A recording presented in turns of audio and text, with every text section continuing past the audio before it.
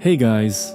Tonight, we step into a world where the air smells of wet earth and smoky fire, where grass bends under your feet like a green ocean, and the horizon stretches endlessly, dotted with shadows of creatures both enormous and tiny.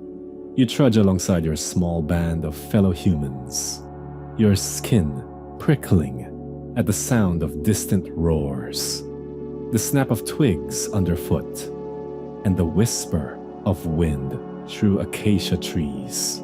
You probably won't survive this without learning quickly which berries are safe, which rocks make good tools, and which shadows hide teeth and claws. So before you get comfortable, take a moment to like the video and subscribe, but only if you genuinely enjoy what I do here. And hey, drop your location and local time in the comments. Let's see who's traveling back in time with me tonight.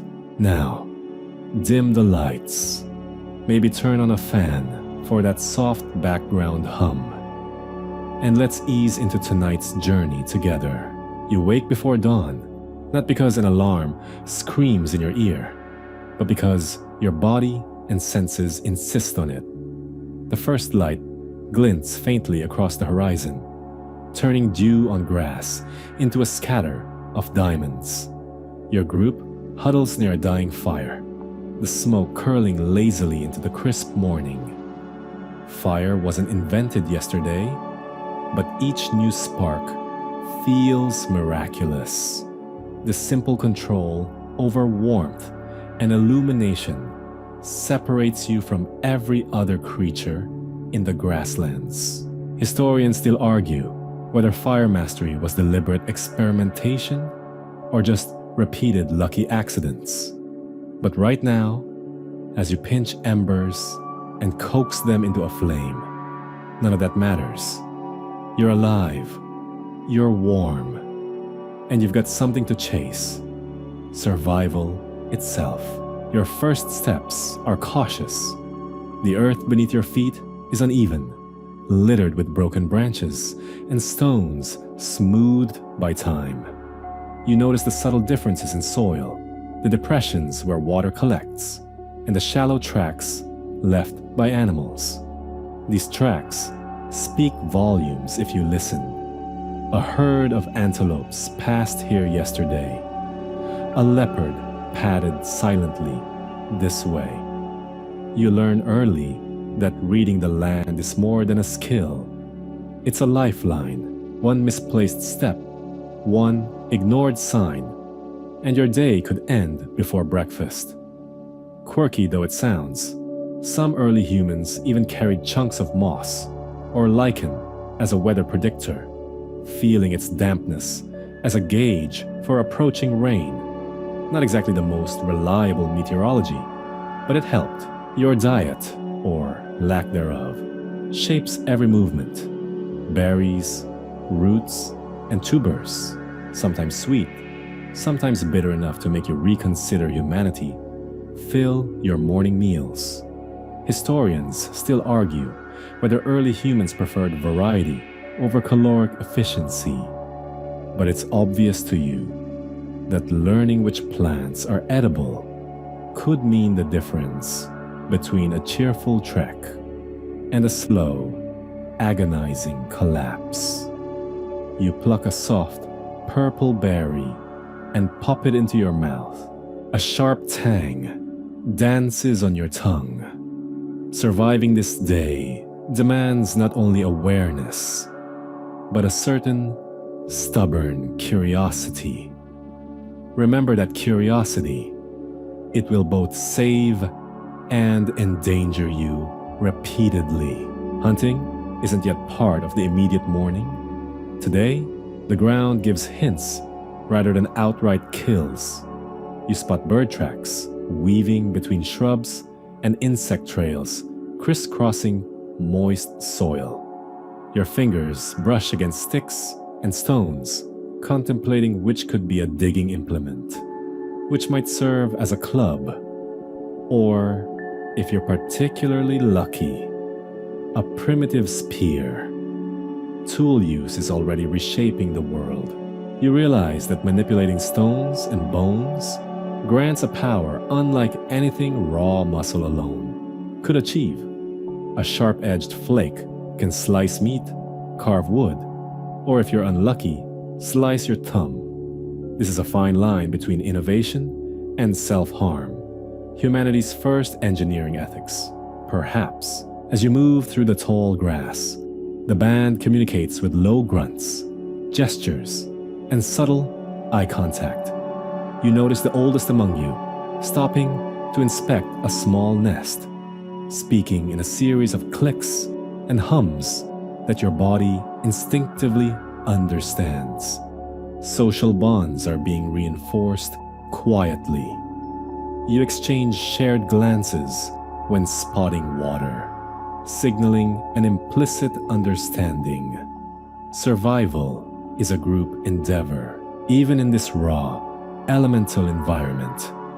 Early humans have learned that cooperation, storytelling, and subtle hierarchies can be as vital as a sharpened spear or a keen eye. Anthropologists still debate how structured these early social systems truly were. But your morning makes it feel intuitively necessary. By mid-morning, you reach a gentle rise overlooking a shallow river valley. Mist curls over the water, glinting in the sun like a scattered mosaic of silver. You crouch, feeling the tension of predator and prey intermingle. In the distance, a herd grazes peacefully. Your stomach tightens, part anticipation, part instinct.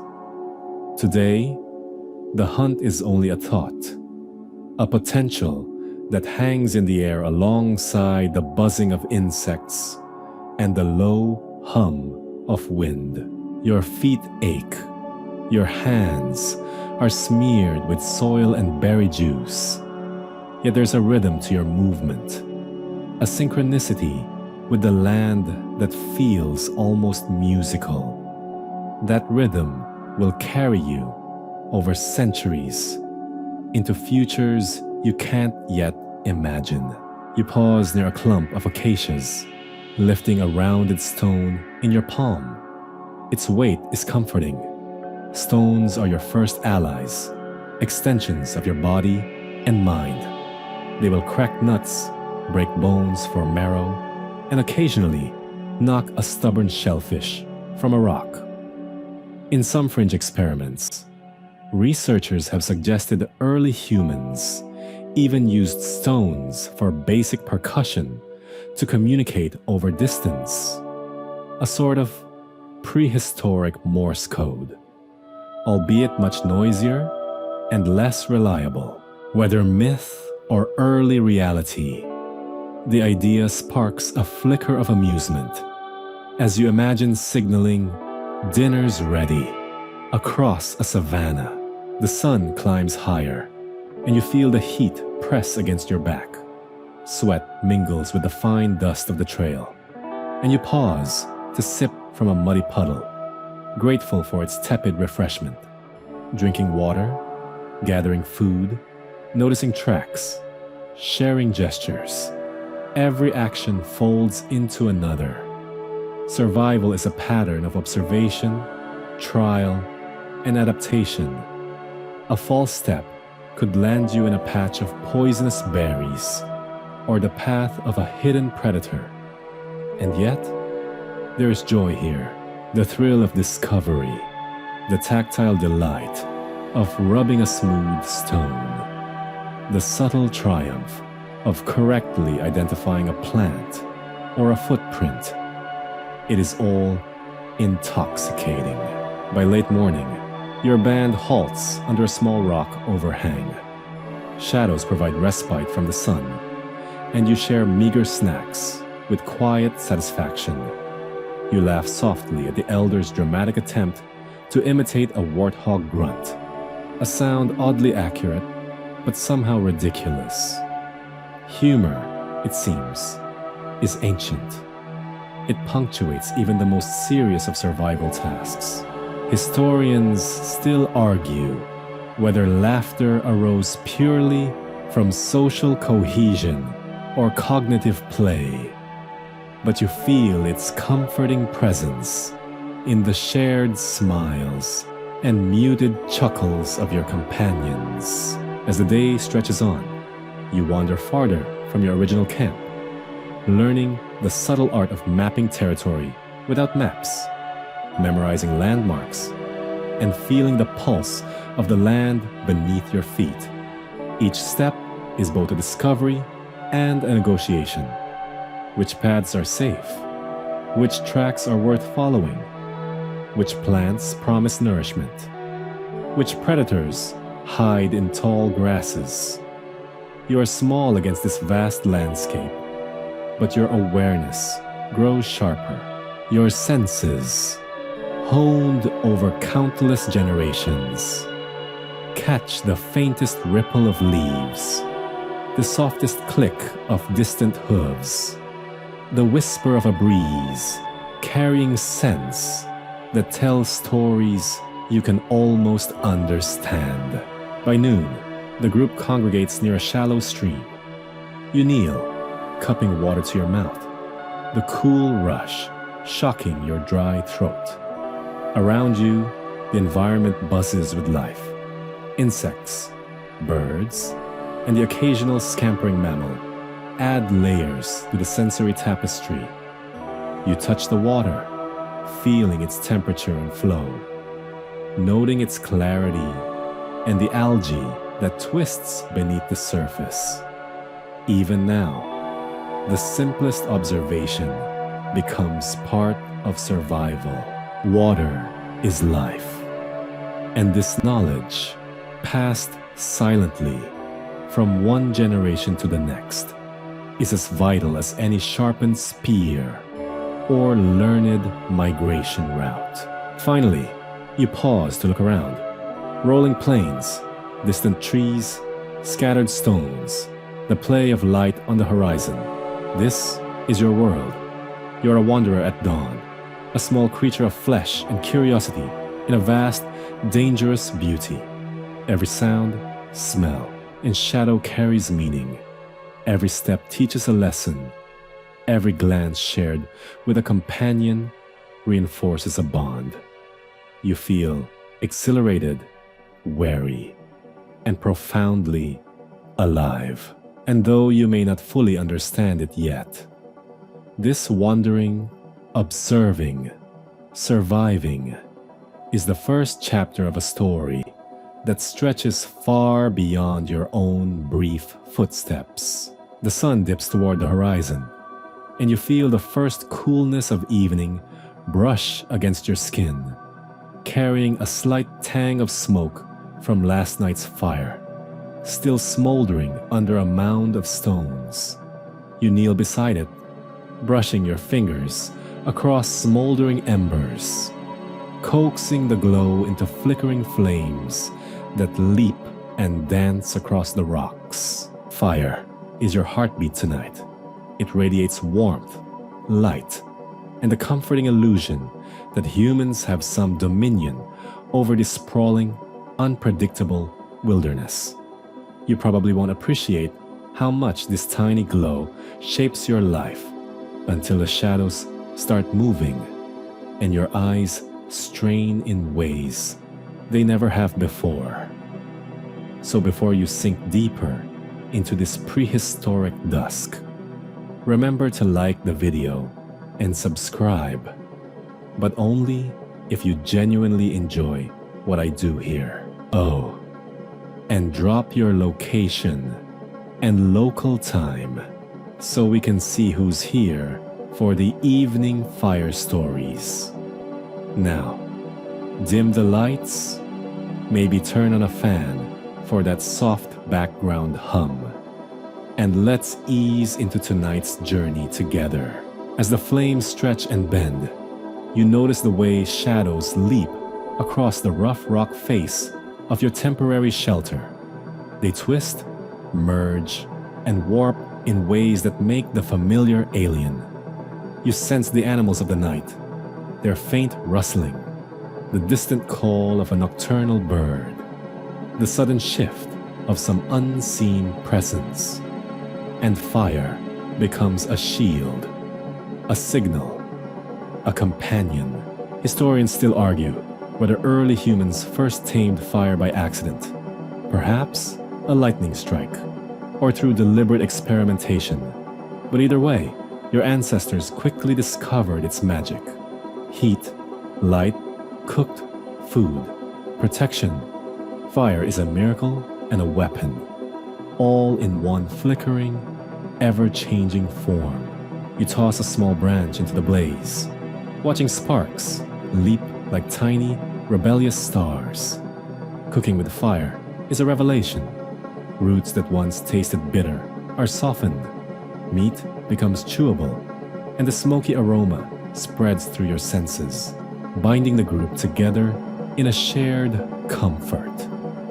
Quirky evidence suggests some early humans even used smoke deliberately to drive away insects or mark territory, a sort of prehistoric air freshener and warning system rolled into one. You inhale deeply, tasting the dry wood and faint tang of ash. And for a moment, the dangers of the night seem less pressing. Around the fire, you sit in a circle, feeling the warmth press against your limbs. One of the elders picks up a charred stick and gestures toward the rock wall behind you. Handprints, crude animal figures, and looping lines flicker in the firelight, shadows dancing across the pigments. Cave art is more than decoration. It is memory, instruction, and perhaps ritual. You run your fingers along the cool stone, imagining the first humans who traced those shapes in hopes of calling forth luck, in hunting, or maybe just to entertain themselves. Historians still debate whether these early images were purely symbolic, spiritual, or simply playful doodles. But their presence reminds you that creativity and survival are intertwined. The flames crackle and pop. You lean back, letting the heat wash over your face and arms. Night insects hum a constant drone, punctuated by the occasional snap of a distant branch. Early humans may have discovered that fire also extended the day, allowing storytelling, teaching, and social bonding long after the sun had disappeared behind the horizon. In a fringe but fascinating theory, some anthropologists suggest firelight may have even influenced the evolution of human eyes, favoring those who could interpret flickering shadows, tiny evolutionary advantages hidden in the soft glow. You squint at the dancing forms, trying to distinguish wolf from tree branch, shadow from movement, survival from imagination. You roast a small tuber over the coals, watching it blacken and soften. The smell is rich, earthy, almost intoxicating in its simplicity. Eating cooked food is a revelation, making previously tough plants edible, unlocking calories, and freeing your jaw from endless grinding. You savor the warmth, the slightly caramelized flavor, and the quiet companionship of those seated nearby. Quirky fact: some hunter-gatherer groups, centuries later, were known to roast insects over fire, crunching on them like a surprisingly nutritious snack. You make a mental note that if this diet ever circles back, your taste buds are ready for anything. The firelight also reveals subtle details about your companions. Faces illuminated from below take on new textures, exaggerated features, and the odd hilarity of shadows, creating temporary masks. You laugh quietly as one friend's nose suddenly looks like a hooked beak, another's hands like monstrous claws. Humor persists even in these perilous times. Scholars still argue whether laughter arose mainly from social cohesion or as a cognitive play tool, but its presence around the fire feels essential, an emotional survival strategy that complements physical survival. As darkness deepens, the fire becomes a stage. The eldest mimics the call of a distant predator, shaping the smoke and shadows into a warning tableau. You watch as young humans mirror gestures, whispering instructions for silent movement, for the mimicry of birds, and for the subtle signaling needed when stalking game. Hunting is taught not just with words, but with the interplay of shadow and gesture, and fire is the perfect classroom. Each flicker becomes a teacher, each shadow a demonstration. The line between play and instruction blurs delightfully. You notice the subtle patterns of smoke drifting skyward. Wind shifts, and the fire's heat ripples through the clearing. Some humans may have observed smoke as a communication tool, trails to signal location or distress, early semaphore in the wilderness. It's charmingly quirky, yet it underscores an important principle. Observation and innovation are entwined. Early humans are constantly experimenting, learning, and manipulating their environment in ways that hint at intelligence beyond the immediate task of survival.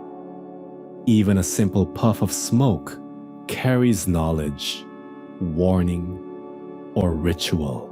The fire crackles and the night deepens. Stars appear overhead, each one small and distant, yet undeniably brilliant. You trace constellations with your eyes, imagining the stories your group might tell about them. Hunters, prey, spirits, or ancestors watching from above. The first humans may have imbued night skies with meaning, seeing patterns that guided migration or marked seasonal change. Historians still argue whether early humans projected spiritual significance onto stars or merely used them as practical navigational tools. But tonight, under this glittering canopy, both seem plausible. You poke at embers, sending sparks spiraling upward.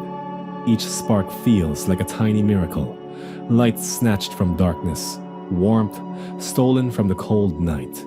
You realize that fire is the ultimate companion. It nurtures, teaches, protects, and entertains.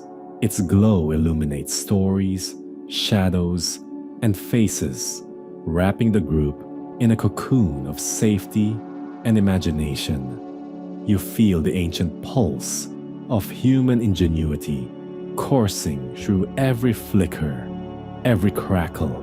Life is perilous, unpredictable, and breathtakingly beautiful. And fire ensures that you can see, survive, and sometimes even laugh in the midst of it. By late night, you lie near the embers, gazing at the last sparks dancing into the cool air. The landscape is quiet, alive with faint sounds of nocturnal creatures. You feel connected to the earth, to your companions, and to countless generations who have harnessed this same elemental force. Fire is not just warmth. It is culture, memory, and the first real tool that transforms night from fear into possibility. Tonight, its flickering shadows tell stories older than words themselves, and you watch them, mesmerized, learning not just to survive, but to exist with curiosity, awareness, and wonder. The morning light is a pale wash over the savanna, and you find yourself crouched by a collection of stones, bones, and sticks, turning them over in your hands with quiet fascination. This is more than mere tinkering. These are tools of survival, the extensions of your own body and mind. A sharp flake of obsidian catches the sunlight, glinting like a promise.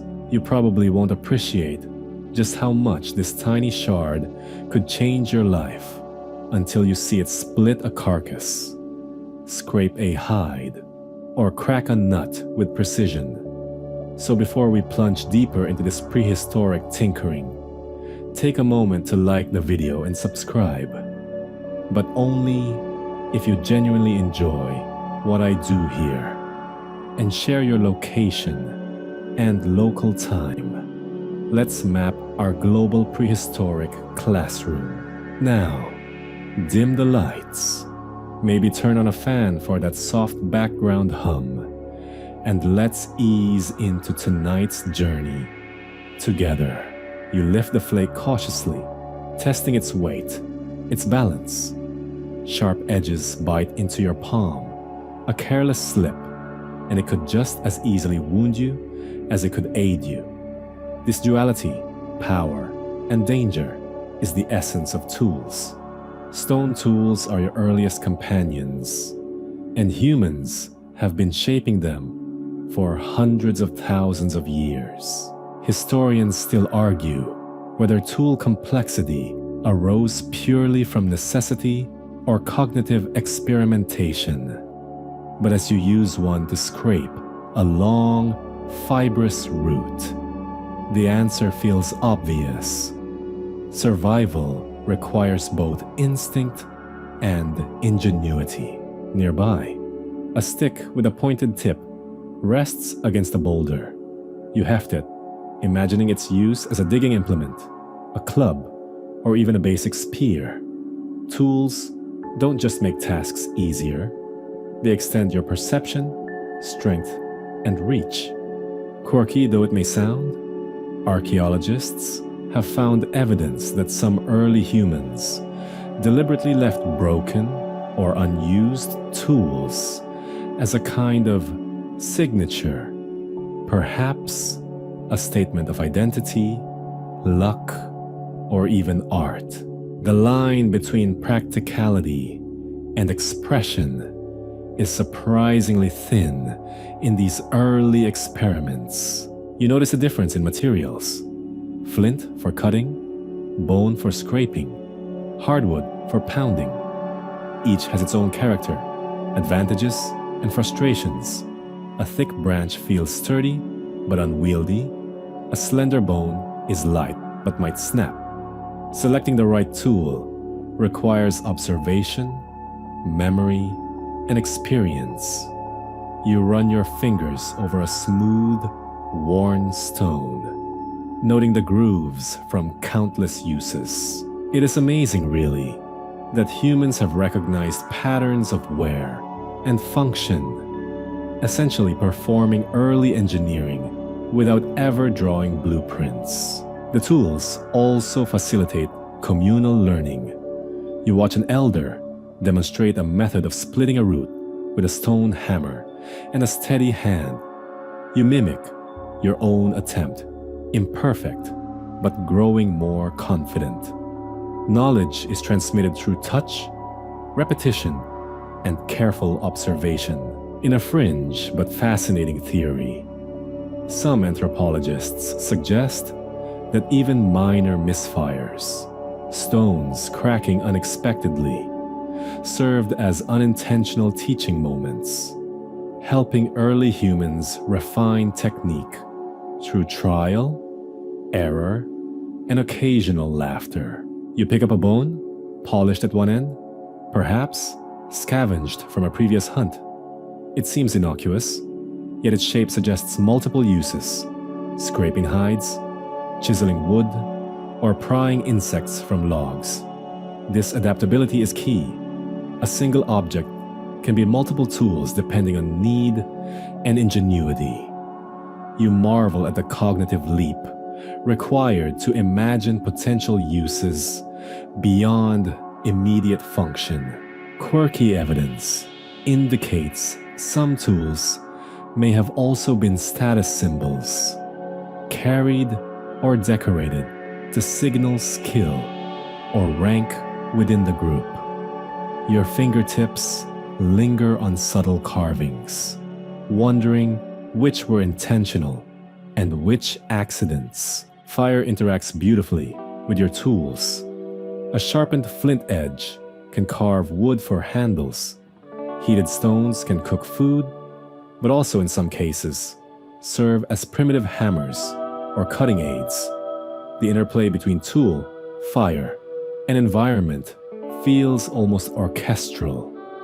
You sense that every new combination, stone and bone, stick and fire, flake and root, is a small evolutionary dance, a step toward the sophistication of later civilizations. Historians still argue whether humans were deliberately innovating or just experimenting out of necessity. But either way, the results are transformative. As you experiment with a flake, cutting fibrous roots and trimming branches, you feel the tactile satisfaction of creation. Each scrape leaves behind an unmistakable groove, a tiny fingerprint of effort, intelligence, and adaptation. Early humans likely experienced a sense of pride and mastery, a precursor to the satisfaction modern humans feel with even the simplest DIY project. You pause to admire a particularly clean cut, imagining that your ancestors too must have experienced a quiet triumph in the effectiveness of their own hands. You gather a small collection of stones, arranging them by shape, size, and sharpness. Some are wedges for splitting, others points for thrusting, a few smooth for pounding. The act of selection feels deliberate, meditative, almost ritualistic. Quirky archaeological finds suggest some stones were even polished or decorated before use, blending practicality with aesthetic sensibility. You smile at the thought that even hundreds of thousands of years ago, humans were perhaps the original design enthusiasts. Hunting tools emerge naturally from this experimentation. You wrap a pointed stick with sinew, creating a crude spear. You heft it, imagining its flight, its impact, the leverage it provides over raw muscle. Tool use amplifies your capacity to interact with the world. Suddenly, large game is not a distant challenge, but a tangible possibility. You test, balance, and grip, adjusting the sinew and tip until it feels like an extension of your own arm. Each adjustment is a lesson in physics, patience, and persistence. You also explore indirect tools, throwing sticks, weighted clubs, and simple traps. These innovations show foresight and planning, the ability to anticipate and manipulate outcomes. Quirky evidence from later hunter-gatherer sites even hints at decoy stones or camouflage traps intended to confuse prey. You chuckle at the ingenuity. It is like a prehistoric prank, a dangerous but clever joke that might just fill the belly tonight. Historians still debate how deliberate such tactics were versus serendipitous adaptations. But to you, they feel very intentional. Shelter building is another arena for tools. Stones for anchoring frameworks, sharp flints for cutting reeds, branches for scaffolding. Each tool transforms the landscape into a livable space. You find yourself arranging sticks, testing load-bearing capacity, imagining a lean-to that will hold up through wind and rain. The tactile problem-solving hones both creativity and practicality, shaping not just survival, but cognition. As you handle tools, you notice that their efficiency multiplies when shared. Teaching another how to haft a flint tip to a branch, or demonstrating proper scraping technique, creates communal skill networks. Knowledge becomes portable, passed from one hand to another, from one generation to the next. Some anthropologists argue that tool sharing and teaching played a role in human evolution by fostering social intelligence and collaborative problem solving. You sense this truth in every patient repetition and every guiding gesture. By late afternoon, your hands are raw, your fingers smeared with sap, dust, and streaks of blood from a successfully skinned small animal. Every bruise and cut is a mark of learning, of tactile memory, of trial and error. You glance at your tools, laid out like trophies of ingenuity, each one a testament to observation, patience, and creativity. Fire, stone, bone, and wood have joined to extend your reach, sharpen your mind, and secure your place in the world.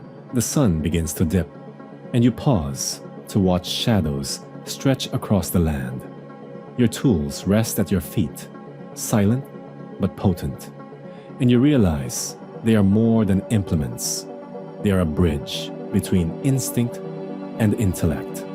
You feel the weight of countless generations who have held similar stones, imagined similar solutions, and reached further than mere hands could allow. In this quiet moment, the spark of human innovation, curiosity, and adaptability feels almost tangible, dancing in rhythm with the dying light and whispering the first promises of civilization. Morning light filters through the canopy, painting the forest floor with dappled patches that shift with the breeze. You crouch low, scanning the undergrowth, your fingers brushing against leaves, moss, and hidden roots. Foraging isn't just wandering, it's a careful study of the land, a delicate negotiation between curiosity and caution. You probably won't survive long if you ignore the subtle clues hiding beneath foliage, the color of a leaf, the scent of a tuber, or the faint sheen of morning dew signaling moisture-rich soil.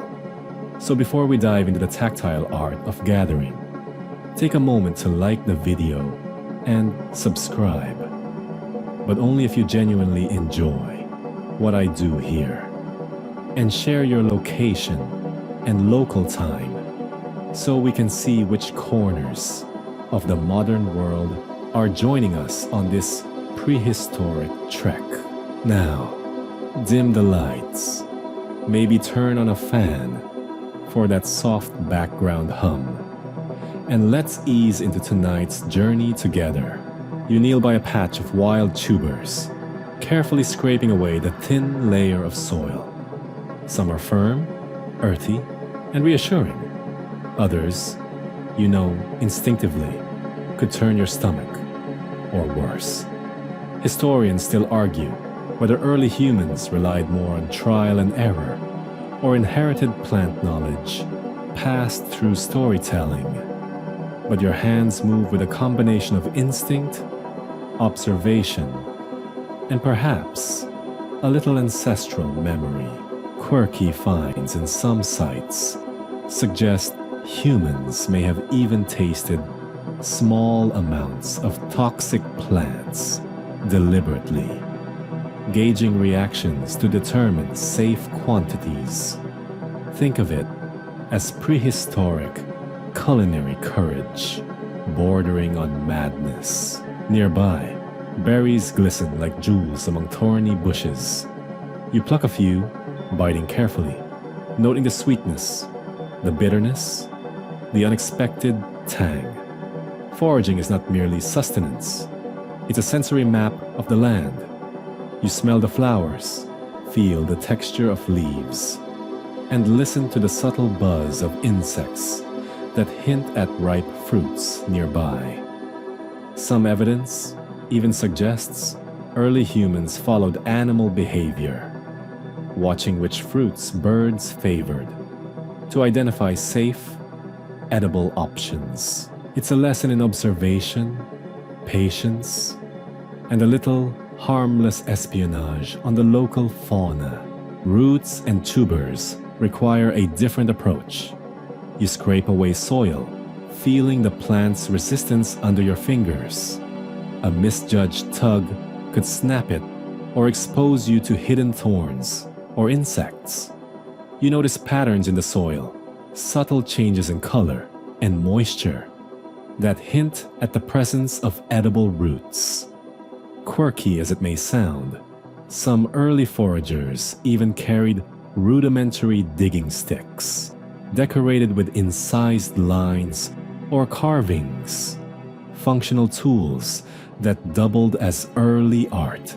Historians still debate whether these decorations were practical markers or symbolic embellishments, but their presence adds a layer of personality to every mundane act of gathering. Mushrooms catch your eye, small pale caps peeking from moist ground. You hesitate. Some are edible, others deadly. You recall the lessons taught by elders: color, texture, habitat. For a moment, you imagine the line between curiosity and caution, taste the wrong one, and the day ends abruptly. Early humans likely developed mnemonic devices, songs, or rhymes to remember safe varieties. Quirky ethnobotanical records suggest some groups even use trial tasting in minuscule amounts to train their senses. A risky but surprisingly effective method. You move to a cluster of wild greens, delicate shoots that will cook quickly over embers. Your fingers brush the leaves, testing for softness and aroma. You notice subtle variations. Some leaves curl slightly. Some have a faint, powdery coating, each indicating age, flavor, or toxicity.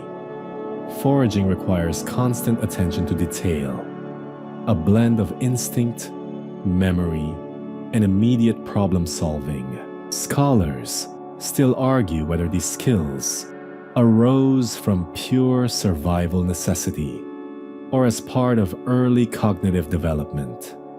But each success reinforces a pattern of learning that will echo through generations. Water is never far from your mind.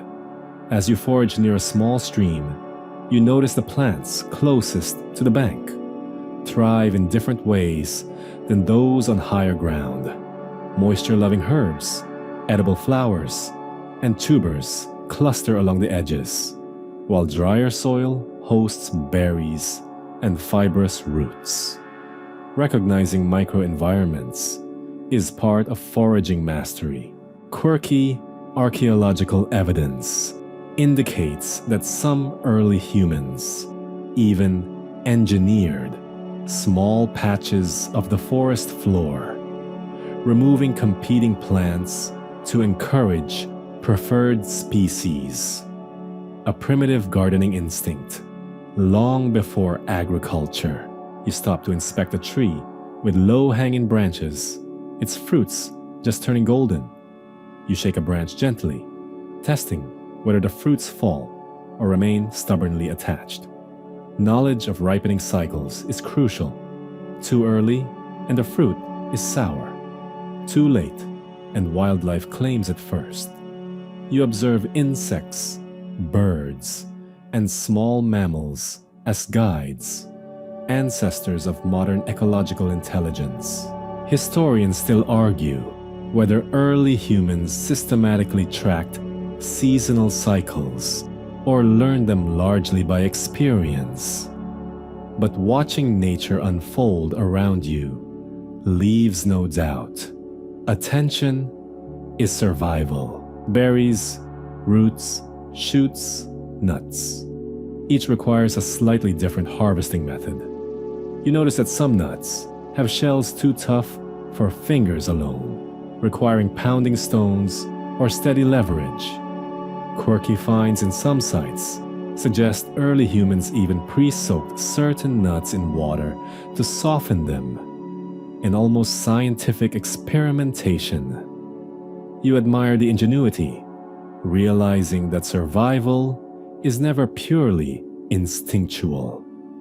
It is invention applied daily to mundane challenges. Foraging also requires strategy.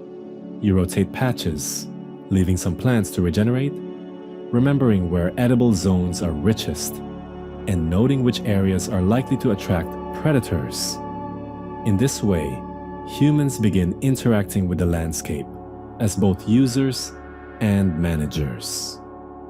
Some fringe theories propose that these early management practices laid the cognitive groundwork for agriculture millennia later. You smile at the thought that a simple act, like careful gathering, may echo in human history far beyond this moment. You kneel by a fragrant patch of herbs, inhaling their subtle aroma. Some will be eaten, others may be used to flavor roots or cover unpleasant smells. Quirky ethnobotanical evidence even suggests early humans used aromatic plants as primitive insect repellents, carrying leaves in their hair or bedding. You wonder if your ancestors paused to admire scents, textures, and colors as much as nutrition, learning about their world one delicate leaf at a time. Historians still debate whether early plant use was primarily utilitarian or imbued with symbolic meaning. But as you smell the leaves, both explanations feel plausible. Even small insects become part of this ecosystem of foraging. Ants, larvae, and grubs are observed, occasionally consumed, often revered as protein sources. Your attention stretches across scales, from the vast savanna to a tiny insect nest. Quirky evidence from some sites indicates early humans may have even farmed termite mounds, gently opening them to harvest larvae. A risky but rewarding delicacy. The boundary between opportunism and planning blurs here, revealing a sophisticated early understanding of resource acquisition. By mid-afternoon, your collection grows. Berries in woven pouches, roots bundled with vines, tubers stacked for roasting. You feel a rhythm to your movements, a syncopation between observation, collection, and cautious sampling. The forest floor is both a buffet and a labyrinth. Each step teaches vigilance, patience, and adaptability. This intimate knowledge of edible and non-edible plants is an intellectual exercise, training memory, attention, and even social teaching. You pause to rest near a small stream, observing a troop of monkeys raiding fruit trees across the bank. Their choices hint at what is safe or desirable. Another layer of ecological learning. You notice which leaves are chewed, which fruits discarded. Quirky, but true. Some early humans may have followed animals to locate food, essentially outsourcing part of their scouting to the wildlife around them. Historians still argue how deliberate these observations were. But there's no denying that careful watching of fauna enhances human survival. As the sun lowers, the forest floor glows with scattered golden light. You kneel beside your gathered bounty, examining textures, colors, and potential uses. Some roots will be boiled, berries eaten fresh, leaves used to wrap other foods. You feel the satisfaction of mastery over immediate resources, the subtle thrill of discovery, and the quiet gratitude for the land that sustains you. Foraging is survival, cognition, and artistry combined. Evening approaches, and your band begins to regroup, each member showing their findings. Knowledge is shared, tips exchanged, and subtle rivalries. Who found the sweetest berry, the largest tuber, spark light-hearted competition. You realize that foraging is as much a social activity as a nutritional one. In the shadows of the forest, under the watchful eyes of the trees and the occasional bird, you sense the first hints of cultural learning embedded in the daily pursuit of food. By nightfall, you sit by a small fire, your foraged collection spread around you, marveling at the complexity of choices, instincts, and ingenuity that went into every edible bite. You understand that survival depends on memory, attention, and keen observation, but also on curiosity, creativity, and subtle play. The forest, with all its hidden treasures and hazards, has become your classroom, your challenge, and your teacher. And tomorrow, it will do so again.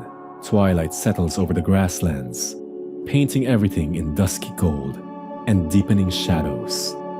You pause, feeling the tension in the air, your ears straining for the subtle crack of a twig, the faintest rustle of leaves, or the sudden, sharp hiss of a hidden snake. This is the world of predator and prey, and tonight, every step could be life or death. You probably won't survive long if you underestimate the creatures sharing your landscape. Saber-toothed cats, hyenas, giant birds, and even the occasional stealthy leopard. So, before we step closer to teeth and claws, take a moment to like the video and subscribe. But only if you genuinely enjoy what I do here. Don't forget to drop your location and local time. Let's see where in the world you're peeking into this dangerous evening. Now, dim the lights. Maybe turn on a fan for that soft background hum. And let's ease into tonight's journey together. You crouch behind a low bush, scanning the horizon. In the fading light, a herd of antelopes grazes, their ears twitching at every sound, muscles tensed, ready to bolt. You understand instinctively how this tension feels. The same alertness that keeps prey alive now courses through you. Historians still argue whether early humans hunted in teams primarily to increase efficiency or to mitigate personal risk. But your small group clearly benefits from coordinated awareness. Quirky archaeological finds suggest that some early humans may have even worn crude masks or painted their faces to confuse prey, a mix of cunning, theatricality, and survival instinct. Your eyes catch a glint of movement far across the plain. A lone predator, a hyena, or perhaps a wild cat stalks silently toward the herd. You freeze, muscles taut, heart hammering. The rhythm of life here is subtle and brutal. One misstep could make you predator or prey. Your companions mirror your stillness, silent signals passing between you. gestures honed through observation and necessity. Early humans quickly realized that reading animal behavior is as essential as physical strength. Observing hunting patterns, tracking footprints, and noting scat are all survival skills that develop patience, memory, and intuition.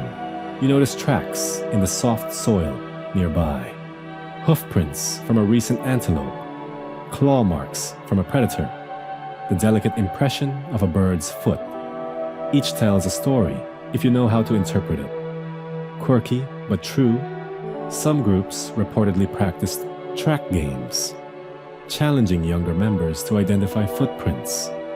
A playful yet vital exercise in sharpening senses. Scholars still debate how intentional these training exercises were versus spontaneous observation. But the cognitive benefits are undeniable. Night creatures begin to emerge. Bats flit through the air, nocturnal birds call softly, and insects hum in the underbrush. Your attention is split between hunting opportunities and lurking dangers. Prey animals teach you patience and precision. You watch the antelope's behavior, noting when a head raises, when ears swivel, when a tail flick indicates alertness. Each detail is a cue, a signal, a small piece of the survival puzzle. Early humans may have relied on this acute observational skill to avoid fatal encounters or to find optimal hunting moments. Your hands brush over a sharpened stick, the crude spear you prepared yesterday. Tools and observation intersect here. A simple spear amplifies your reach and effectiveness, but strategy and timing remain paramount.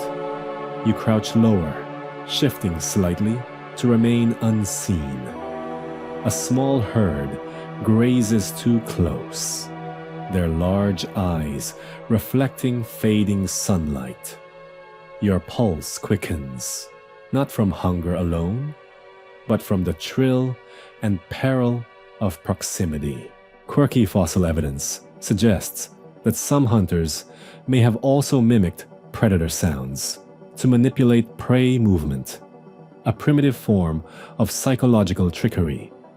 Historians still argue whether these methods were widespread or anecdotal. But in practice, cunning often outweighs brute strength. A rustle to your left draws your attention. A shadowy shape slips through the grass, a predator testing its path.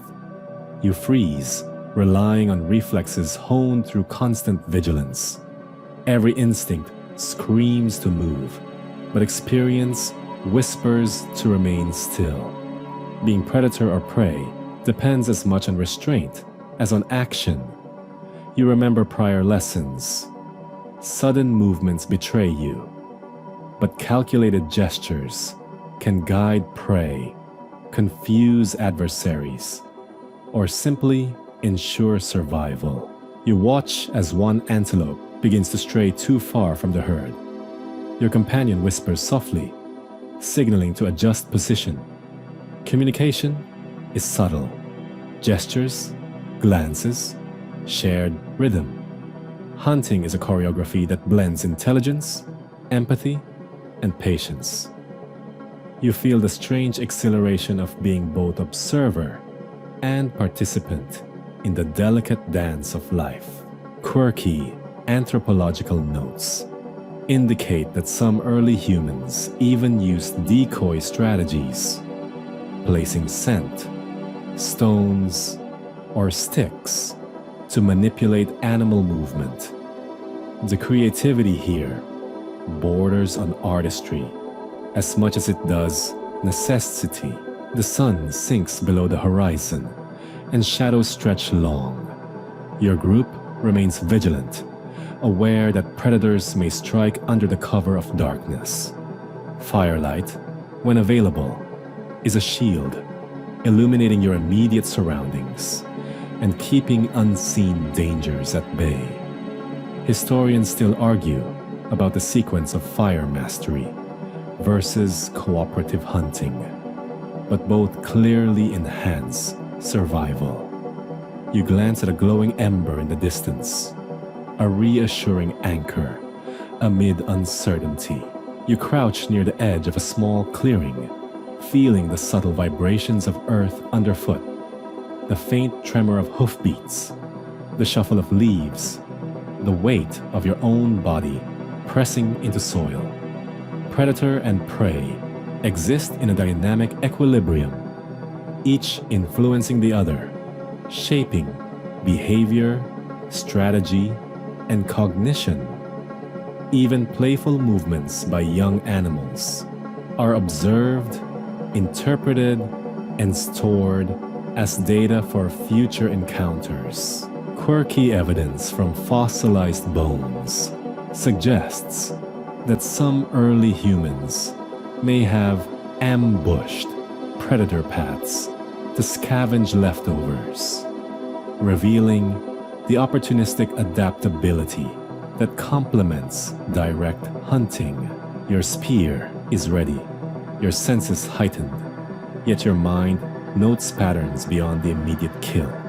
You observe, learn, anticipate. Every encounter, successful or not, teaches. You begin to understand timing, distance, reaction, and subtle cues that define life in this delicate balance. Scholars still debate how much early humans relied on intellect versus sheer instinct. But in practice, both are inseparable. As night deepens, the grasslands hum with life. Predators call, prey shuffle, insects buzz, and wind whispers through the tall blades. You feel acutely alive, a part of this intricate system. Survival requires knowledge of the terrain, familiarity with your companions, and a constant dialogue with the creatures around you. Even failed attempts, false alarms, or missed opportunities are lessons, shaping awareness, caution, and adaptability. Finally, you settle near a small fire, muscles tense, but eyes alert. The embers glow softly, warding off nearby dangers, while shadows flicker and dance across your surroundings. You reflect on the delicate balance of this world, the interdependence, the tension, the thrill. Being predator and prey is not just a matter of physical skill. It is a mental, social, and sensory exercise. Tonight, as you lie near the flickering flames, you carry the knowledge that every movement, glance, and choice resonates far beyond this immediate moment, echoing through the long, winding history of human survival. The first light of dawn glimmers on the surface of a winding river, silver threads stretching across the landscape like arteries bringing life to the land. You kneel at the bank, dipping your hands into the cool, flowing water, feeling the current tug gently at your fingers. Water is more than refreshment. It is direction, sustenance, and a silent guide for movement across unfamiliar terrain. You probably won't fully grasp how crucial rivers, streams, and lakes are until the next day's march reveals their hidden power to sustain and redirect your journey. So before we trace these ancient waterways, take a moment to like the video and subscribe, but only if you genuinely enjoy what I do here. And share your location and local time, because it's fascinating to imagine where we're all sitting by the river today. Now, dim the lights. Maybe turn on a fan for that soft background hum. And let's ease into tonight's journey together. You watch the ripples, noticing how small stones break the flow, creating subtle eddies. Early humans may have observed such details, learning where fish congregate or where water is safest to cross. Historians still argue whether these observations were purely survival-driven or if humans developed early environmental awareness that later guided settlement choices. Quirky discoveries at some prehistoric sites hint that humans may have even marked favorable water locations with arrangements of stones or sticks, a kind of early cartography or water signposts system. The riverbank teems with life. Frogs call from shaded pools, insects hover near the surface, and waterbirds dip and swoop with effortless grace. Each movement conveys information: the presence of food, the risk of predators, and the microclimates of the surrounding land. You feel a heightened awareness, sensing the subtle cues in movement, sound, and reflection. Following these signs can mean the difference between a bountiful day and one ending in parched frustration. Your companions move alongside you, some testing the water's depth with sticks, others skipping stones to distract younger members. This shared activity is both functional and social, a ritual that strengthens bonds while simultaneously mapping territory.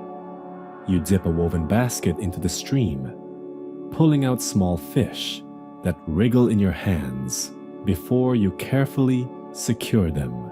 Quirky archaeological evidence suggests that early humans may have even devised rudimentary fish traps or barriers, ingeniously harnessing currents to concentrate prey. The line between observation, manipulation, and play is subtle but essential. You glance at distant hills, the river curving around them like a silver snake. These waterways serve as highways, guiding groups across vast landscapes. Migration follows not only game herds, but also the path of water. You imagine early humans using rivers as natural compasses, noting seasonal changes, floodplains, and safe crossings. Historians still debate the extent to which early human migrations were deliberately planned versus opportunistic, but the repeated alignment of settlements near rivers strongly suggests strategic thinking. The sun warms your back, and you notice the glint of stones embedded in the riverbed. Some are smooth, rounded by constant flow, others jagged, betraying more recent upheaval. You pick up a particularly striking stone, weighing it in your hand, wondering if it might serve as a tool or weapon later. Early humans recognized the utility of river-carried materials, stones for cutting, grinding, or building. Quirky finds at prehistoric sites even suggest humans may have used colored stones from riverbeds for symbolic or decorative purposes, hinting at early aesthetics intertwined with survival. You step carefully along the bank, water lapping at your ankles, your eyes tracing ripples and currents. Fish dart in shaded eddies, and the occasional frog leaps into cover. Knowledge of these patterns, where fish gather at midday, where insects breed, where reeds conceal nests, is critical. You watch an older companion reach into a deeper pool, producing a larger fish with deft hands. The lesson is clear: keen observation, patience, and practiced technique transform ordinary landscapes into abundant resources. Beyond immediate sustenance, water also informs travel. Wetlands, marshes, and river crossings are barriers and guides. You study the terrain, noting areas where the bank is firm enough to cross, where reeds may hide snakes or crocodiles, and where currents could sweep you away. Quirky paleoenvironmental studies suggest some early humans may have even constructed simple rafts from reeds or logs to navigate tricky stretches. Historians still argue whether watercraft developed independently in multiple regions or spread from a single innovation hub. But the evidence points to creative problem solving. As the day progresses, you notice signs of other humans, footprints along a muddy bank, perhaps washed downstream by last night's rain. Waterways are not only life-sustaining, but connective, linking communities across space. You pause to contemplate that each pool, each bend in the river is potentially a crossroads of culture, trade, and communication. The network of rivers is more than survival. It is the earliest infrastructure, guiding social interaction and migration. You refill your water skin from a shallow pool, testing clarity and flow. Safe drinking water is as important as food, and knowledge of purification, letting sediments settle, avoiding stagnant pools, is critical. Quirky fringe theories suggest that some early humans even used specific plants to improve water taste, or as primitive filters, combining instinct with experimentation. Historians still debate whether these techniques were intentional or coincidental, but they illustrate the ingenuity of trial and error survival. As afternoon shifts to evening, you follow the river downstream, noticing how the environment subtly changes. Grasses giving way to taller reeds, the scent of damp earth thickening, birds shifting from daytime feeders to evening calls. You sense the river's rhythm, its flow dictating pace, rest points, and hunting or foraging opportunities. Migration and daily travel are choreographed by these liquid pathways, as essential as wind direction or animal trails. Your group pauses near a bend where the river narrows. Here, fish congregate and game comes to drink. You set a simple trap, laying reeds and stones to corral a small fish or frog. Observation, patience, and subtle manipulation converge. Quirky finds at some sites hint at even more sophisticated strategies. Weighted nets or lines of stones, forming primitive weirs, showing ingenuity and anticipation. Scholars still debate how widely these methods were applied versus isolated ingenuity, but the principle remains clear.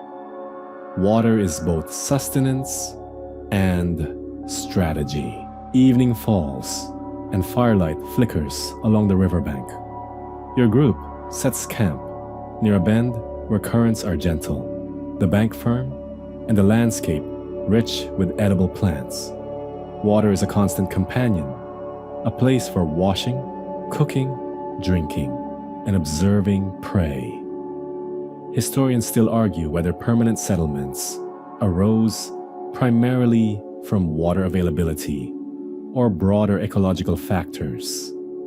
But tonight, proximity to the river feels like the smartest decision you could make.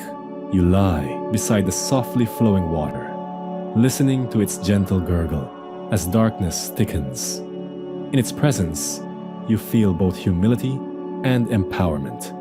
The landscape is vast, full of danger, yet predictable in patterns if one observes closely.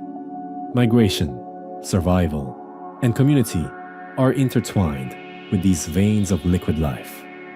Quirky as it seems, even in the absence of written maps, early humans possessed a sophisticated sense of geography, shaped entirely by observation, intuition, and necessity. As night deepens, you drift into sleep, the murmur of water a lullaby. Tomorrow, you will follow this river farther, guided by its bends and currents, learning its secrets, and discovering new lands. In every ripple, every bend, and every bank, you sense the promise of sustenance, movement, and connection. A quiet, flowing thread, weaving together survival, knowledge, and the pulse of prehistoric life. The morning mist clings to the rocky outcrop as you approach the mouth of a shallow cave, the cool shadows offering refuge from the glaring sun. The air smells of damp stone and earth, and as you step inside, your fingers brush against rough walls, uneven and strangely inviting. Caves are more than shelter. They are stages, classrooms, and perhaps even galleries for your earliest ancestors. You probably won't survive long if you underestimate the protective and creative potential of these hollowed spaces. So before we wander deeper, take a moment to like the video and subscribe, but only if you genuinely enjoy what I do here, and post your location and local time, because it's fascinating to imagine where each of us might be exploring a cave, metaphorically or literally, tonight. Now, dim the lights, maybe turn on a fan for that soft background hum, and let's ease into tonight's journey together. Your eyes adjust to the dim light, flickering as shadows from your hand stretch across the stone.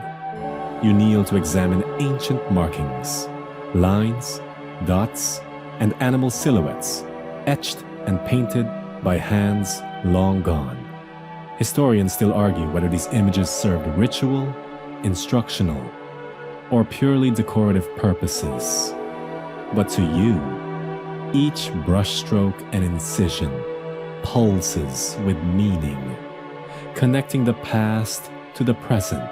Quirky archaeological tidbits hint that some pigments may have included crushed minerals mixed with saliva or fat, and in a few fringe cases, even pulverized insects, adding iridescence or unusual texture. The palette is limited, but creativity seems boundless. You trace a painted bison, its form exaggerated, almost cartoonish in its elegance.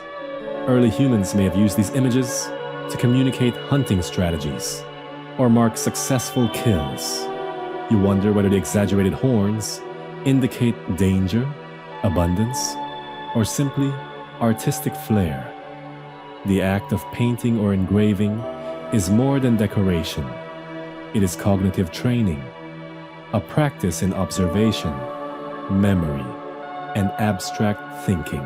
Quirky evidence suggests that some caves show layered images, implying that multiple generations returned to the same wall, contributing to a shared narrative. Torches crackle softly, illuminating a corner where hand stencils punctuate the rock, pale against darker stone. You position your own hand, marveling at the centuries-old alignment.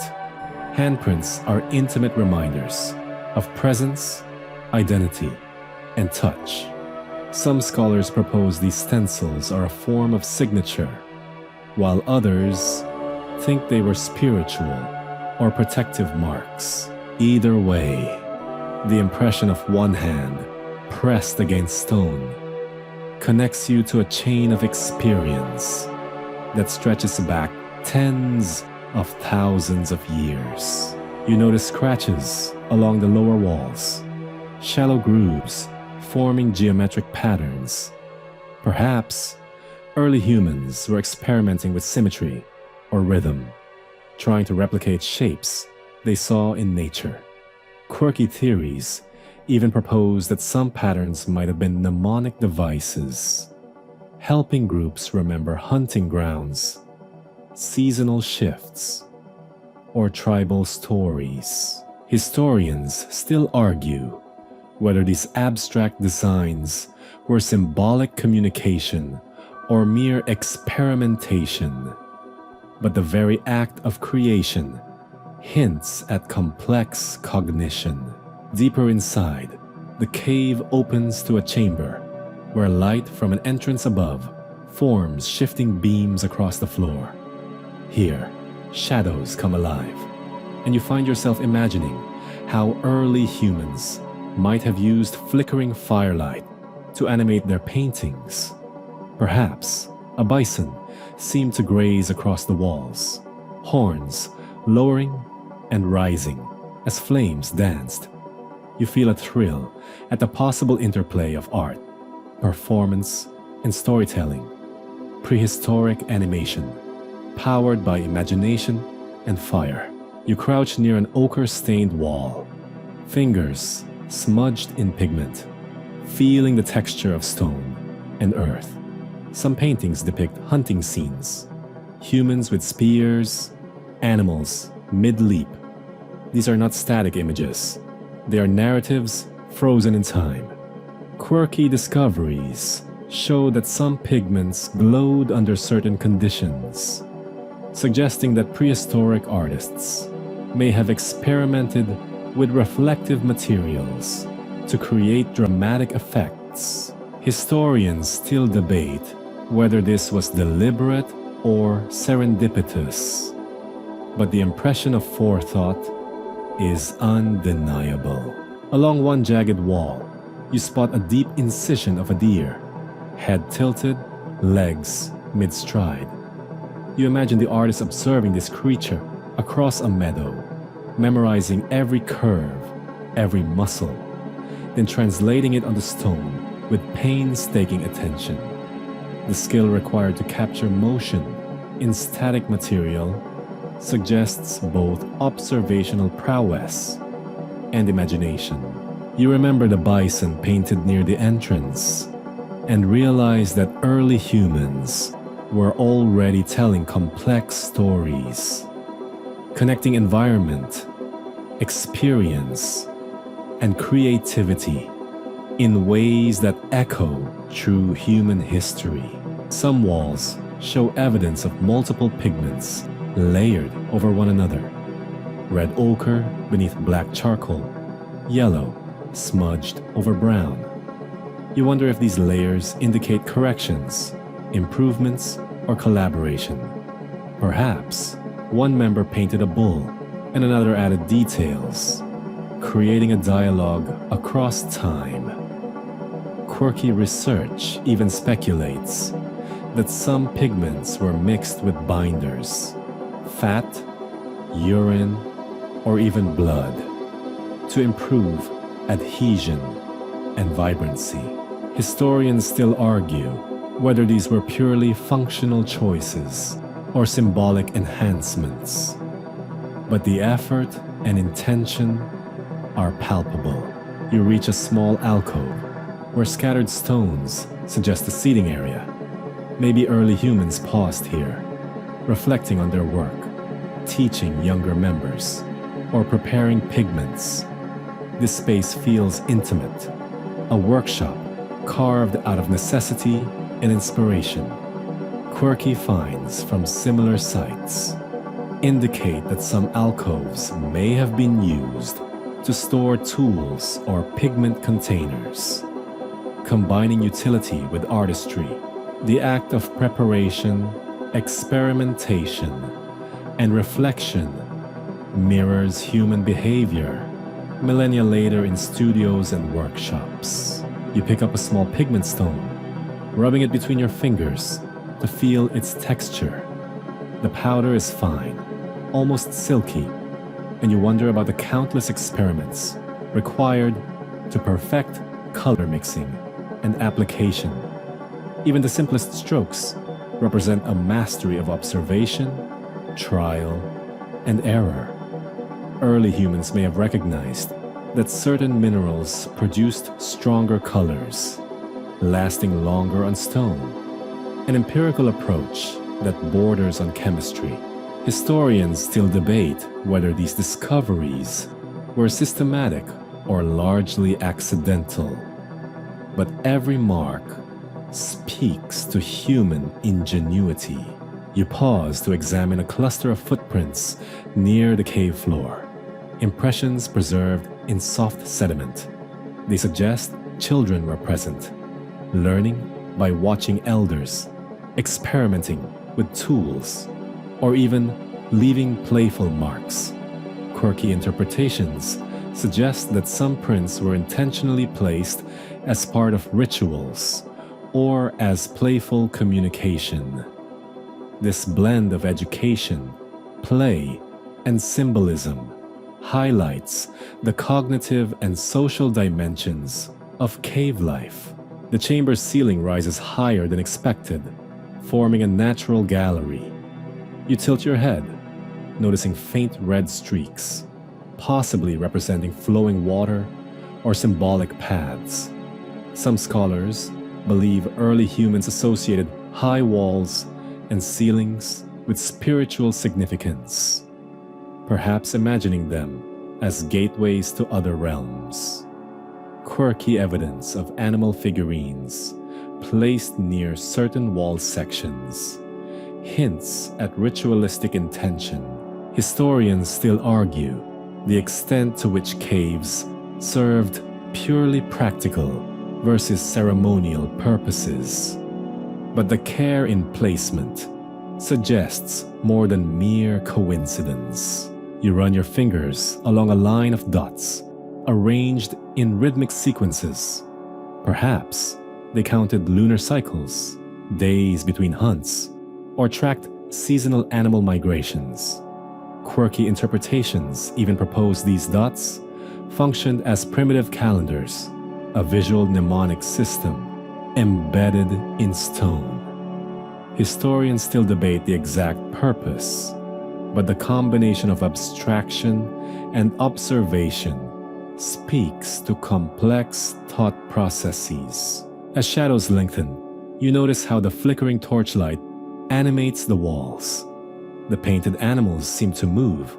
The hand stencils stretch and contract, and geometric patterns warp and shift.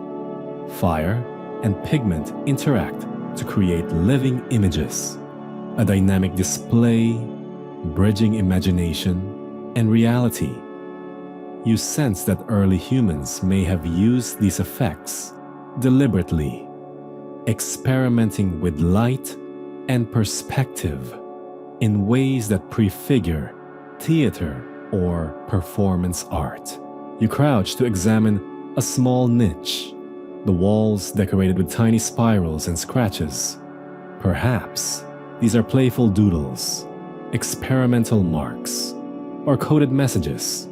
Quirky finds at similar sites suggest that some niches were deliberately hidden, accessible only to select members, hinting at secret knowledge or teaching spaces.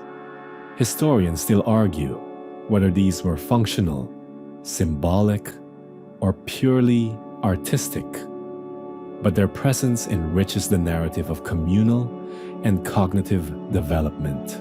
By evening, the cave feels alive, saturated with echoes of human thought, creativity, and presence. Each wall, incision, and smear of pigment carries lessons, stories, and experiments. You realize that caves were more than shelters. They were classrooms, galleries, laboratories, and stages for prehistoric intellect and imagination. Quirky as it may seem, your fingertips brushing the walls connect you, however briefly, to a lineage of creativity stretching across millennia. As you leave the cave, night fully cloaks the land. The flickering memory of painted animals follows you, and you sense that even in darkness, these creations guide thought, spark curiosity, and bridge the gap between instinct and culture. Caves, in all their silent majesty, are witnesses to the earliest human expression, repositories of knowledge, and testaments to the creative impulse that defines our species. The chill of dawn brushes against your skin as you step from the cave entrance, aware of the thin layer of protection your ancestors devised against wind, sun, and biting insects. Clothing is more than warmth. It is identity, strategy, and sometimes even communication. You probably won't survive long exposed to the elements without it, so appreciating its subtle sophistication is key. So, before we wrap ourselves in prehistoric fashion, take a moment to like the video and subscribe, but only if you genuinely enjoy what I do here, and drop your location and local time so we can share a sense of where our warmth is coming from tonight. Now dim the lights, maybe turn on a fan for that soft background hum. And let's ease into tonight's journey together. You run your fingers over a patch of soft animal hide, still damp from last night's tanning. Early humans developed remarkable skill in transforming raw hides into wearable garments, using techniques like scraping, smoking, and stretching to increase flexibility and durability. Historians still argue whether tanning emerged independently across regions or spread through cultural contact, but the evidence suggests that trial and error drove early innovation. Quirky archaeological finds include decorative incisions and pattern stitching, showing that even the humblest cloak was a canvas for creativity. You notice a friend adjusting a belt of braided plant fibers designed to hold small tools and adornments. Utility and ornamentation blend seamlessly. Pouches, belts, and straps carry items while simultaneously signaling status, skill, or group affiliation. Some fringe interpretations suggest that certain weaving patterns may have conveyed clan identity, much like modern uniforms. The act of braiding itself is a mental exercise. Dexterity, memory, and coordination sharpened with every loop. Painted patterns on skin catch your eye. Streaks of red ochre across arms, dark charcoal lines accentuating muscle contours. Body art is both aesthetic and functional. Perhaps it denotes age, achievements, or readiness for a hunt. Quirky discoveries suggest pigments were sometimes mixed with fat or saliva to increase adherence and longevity. Historians still debate whether these designs primarily served symbolic, ritualistic, or purely decorative purposes. But one thing is clear: humans loved to embellish themselves long before mirrors existed. You tug a soft hide over your shoulders, noting its scent and texture. Clothing extends the body, protecting against friction, insects, and cold, but also signaling resourcefulness. Early humans were masters of adaptation, selecting furs from prey based on warmth, thickness, and flexibility. Quirky finds even suggest some skins were dyed using plant extracts to create visually striking garments, a form of prehistoric fashion statement. Historians still argue whether color application was functional, symbolic, or purely artistic, but it certainly adds personality to survival. A child nearby wraps a strip of leather around their head, the beginnings of a primitive hat or headband. You watch as others add feathers, shells, and carved bones to cords, enhancing both function and aesthetics. Accessories serve as talismans, tools, and identifiers. Some fringe theories even propose that certain adornments acted as early warning systems, with bright colors or noise-making elements signaling danger or presence to companions. The interweaving of practicality and play demonstrates cognitive flexibility. You apply a streak of ochre across your own arm, noticing how it contrasts against skin and clothing. Body paint may protect against sunburn or insects, while also marking roles or status. Quirky evidence indicates that some groups layered pigments to achieve patterns, visible only under certain light, suggesting a nuanced understanding of visibility and symbolism. Historians still argue whether these practices were widespread or confined to ritual specialists, but the diversity of methods hints at experimentation and learning. You watch a fellow gatherer wrap a fur around their waist, securing it with a strip of sinew. Flexibility in clothing allows for movement, crucial for hunting and foraging. You feel the ingenuity. Every stitch, tie, and layer solves multiple problems at once: warmth, mobility, and camouflage. Quirky finds of pierced bones suggest that needles and awls may have been as much tools for utility as for decoration, enabling precise tailoring. Historians still debate whether early humans understood thermal efficiency or simply relied on accumulated experience. But the resulting designs are impressively functional. The group pauses near a stream, allowing garments to dry and settle. You notice subtle differences in style. Some garments prioritize warmth, others ease of movement, and others aesthetic flourish. Each choice communicates subtle information about individual needs, skill, or creativity.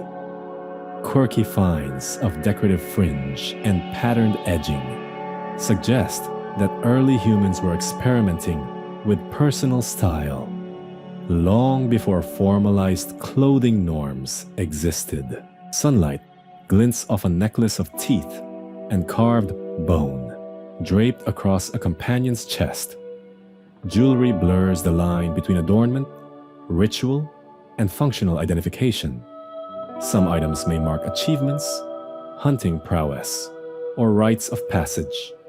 Fringe evidence hints that such adornments were sometimes traded, creating a network of social signaling through wearable art. Historians still argue how widespread or meaningful these signals were, but their persistence highlights the interplay between survival and social cognition. You flex your fingers, noticing the tactile difference between rawhide, softened leather, and woven plant fibers. Each material demands different handling, teaching dexterity and patience. Quirky experimental archaeology shows that tanning with smoke or rubbing hides with natural fats increased flexibility, a small but profound leap in early material science. Historians still debate whether these discoveries were independent across regions or transmitted through contact. But innovation clearly thrives in necessity. Painted designs on the torso catch a flicker of torchlight, spirals, dots, and animal motifs. Some marks may symbolize achievements, spiritual beliefs, or tribal affiliation. You wonder about the sensory experience, the smell of pigment, the cool touch of stone, or bone tools against skin, the satisfaction of creating meaning with minimal resources. Quirky evidence suggests that certain pigments may have been sourced from distant locations, implying early trade networks or ritual import. Historians still argue about the motivations behind this pigment sourcing, but the implication of connectivity is intriguing. As the sun lowers, your garments take on the smell of smoke and earth, a subtle reminder of daily life's rhythm. Clothing and body art are living expressions, shifting with function, ritual, and creativity. The layering of hides, fibers, pigments, and adornments encodes knowledge, identity, and ingenuity. Early humans were crafting solutions and statements simultaneously, blending survival with self-expression. You notice younger members attempting to mimic body paint patterns, tracing dots and lines along their own arms. This hands-on learning is both play and education, teaching observation, precision, and cultural continuity. Quirky ethnographic comparisons suggest that such imitation exercises may have been structured or informal, yet the cognitive benefit is obvious. Historians still debate the extent of teaching versus imitation, but the process underlines the importance of embodied learning. By evening, the group gathers near a fire, garments layered, pigments drying, and accessories shimmering. Clothing and body art together create a visual vocabulary, signaling readiness, skill, and belonging. Quirky finds of intentional wear patterns indicate that some items were reused or repurposed, reflecting early notions of efficiency and material culture. You sense that every choice, every stroke of pigment, and every twist of cord embodies both survival and identity. Night settles, and you lie beneath the stars, feeling the protective embrace of hide and fiber. You think about the interplay of fashion, function, and creativity, realizing that early humans weren't simply covering themselves. They were communicating, experimenting, and engaging in cognitive play. Clothing and body art, in all their tactile, visual, and olfactory richness, are a testament to ingenuity, social learning, and the human urge to express even while surviving. Dawn drifts softly across the plains, golden light spilling over jagged rocks and whispering grasses. You step carefully toward a low mound of stones, feeling the subtle vibrations of the earth beneath your feet. This is more than a pile. It is a place of meaning, a locus where the physical and spiritual worlds converge. You probably won't survive the subtleties of belief if you dismiss its role in guiding daily life.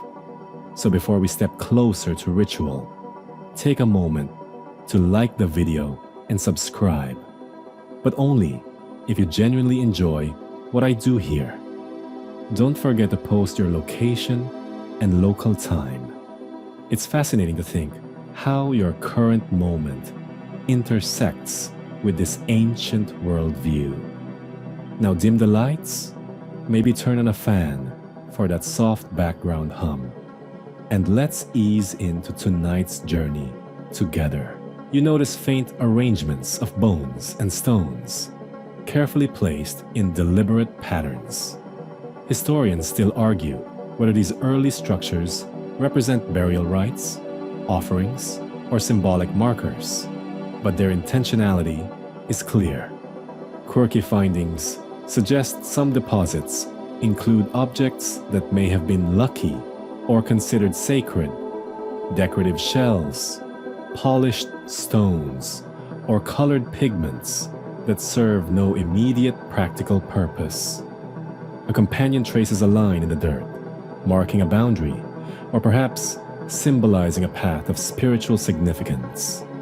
Ritual appears, woven into routine life, preparing food, walking between camps, or observing celestial events.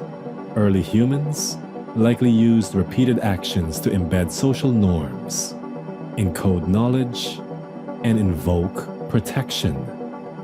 Quirky evidence hints that handprints and footprints left at sacred sites might have been deliberate, almost like signing a contract with the unseen world. You crouch near a shallow pit filled with charcoal and broken bones, remnants of a fire that burned not for warmth or cooking, but as part of ceremonial activity. Smoke curls upward, carrying scent and perhaps intention into the sky. Some fringe theories suggest these fires could have been intended to communicate with spirits, mark transitions, or even ensure hunting success. Historians still debate the symbolic versus practical motivations behind such fires, but their consistency across sites is striking. Nearby, a group assembles around a small stone circle.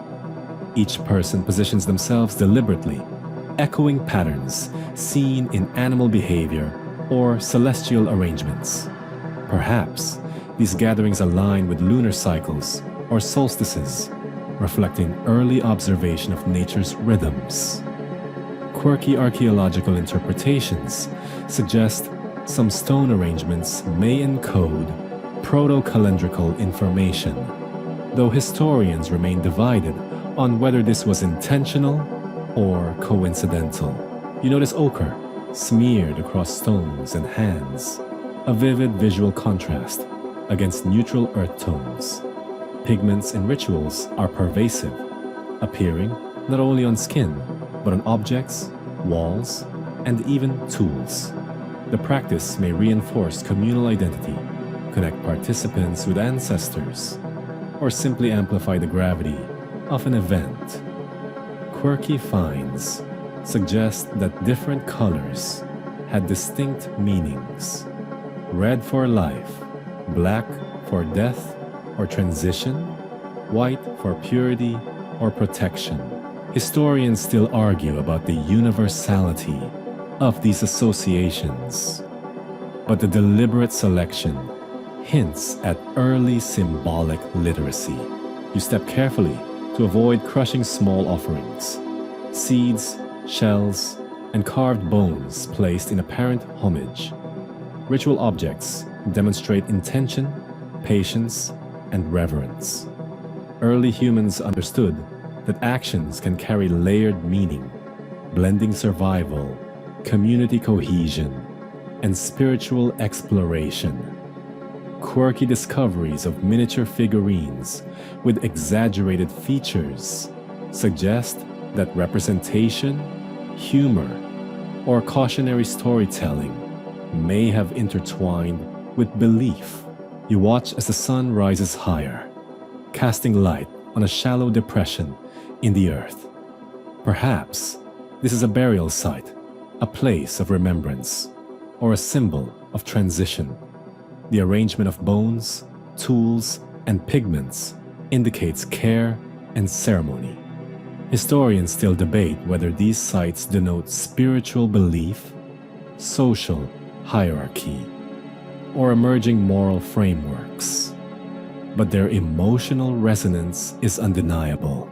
Quirky interpretations suggest some early humans may have even marked graves to protect them from scavengers or misfortune. Blending practicality with ritual, you move toward a cluster of hand stencils and animal depictions painted near sacred stones. Ritual and art intertwine seamlessly, as if belief is inseparable from expression. The patterns, shapes, and colors may have served as visual prayers, mnemonic devices, or teaching tools, guiding newcomers in ways words cannot. Quirky studies propose that some images were oriented to catch sunlight at specific times, creating temporary illumination effects, almost like primitive performance art. Historians still argue whether these effects were intentional or coincidental, but the layering of intention, observation, and creativity is evident. Nearby, a gentle stream murmurs over stones, providing background rhythm for chants, gestures, or silent reflection. Water frequently features in rituals, cleansing, symbolic transition, or representing life's continuity. You notice participants carefully dipping objects into the current, leaving small offerings, and tracing shapes in mud.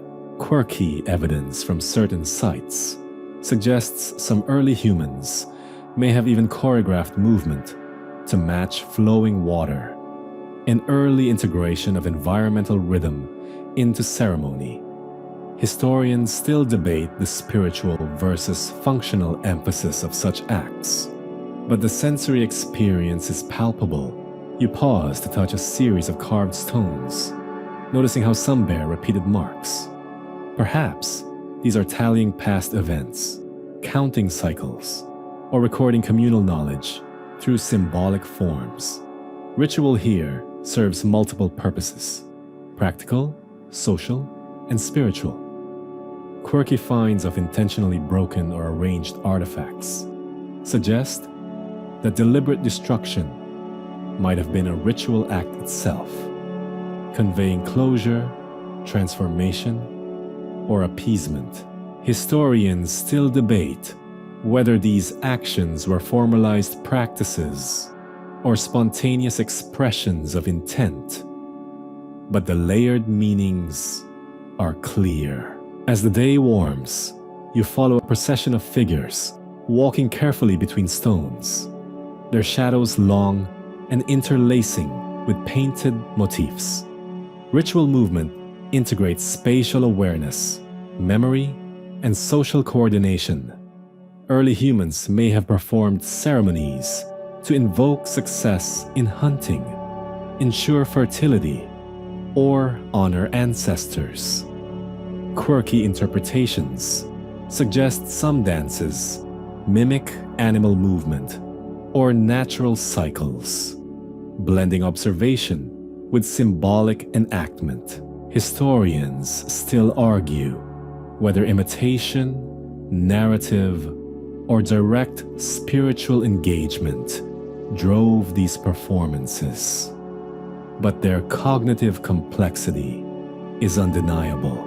You notice subtle alignment with celestial patterns, sunrise casting a golden beam through a natural aperture, illuminating a particular arrangement.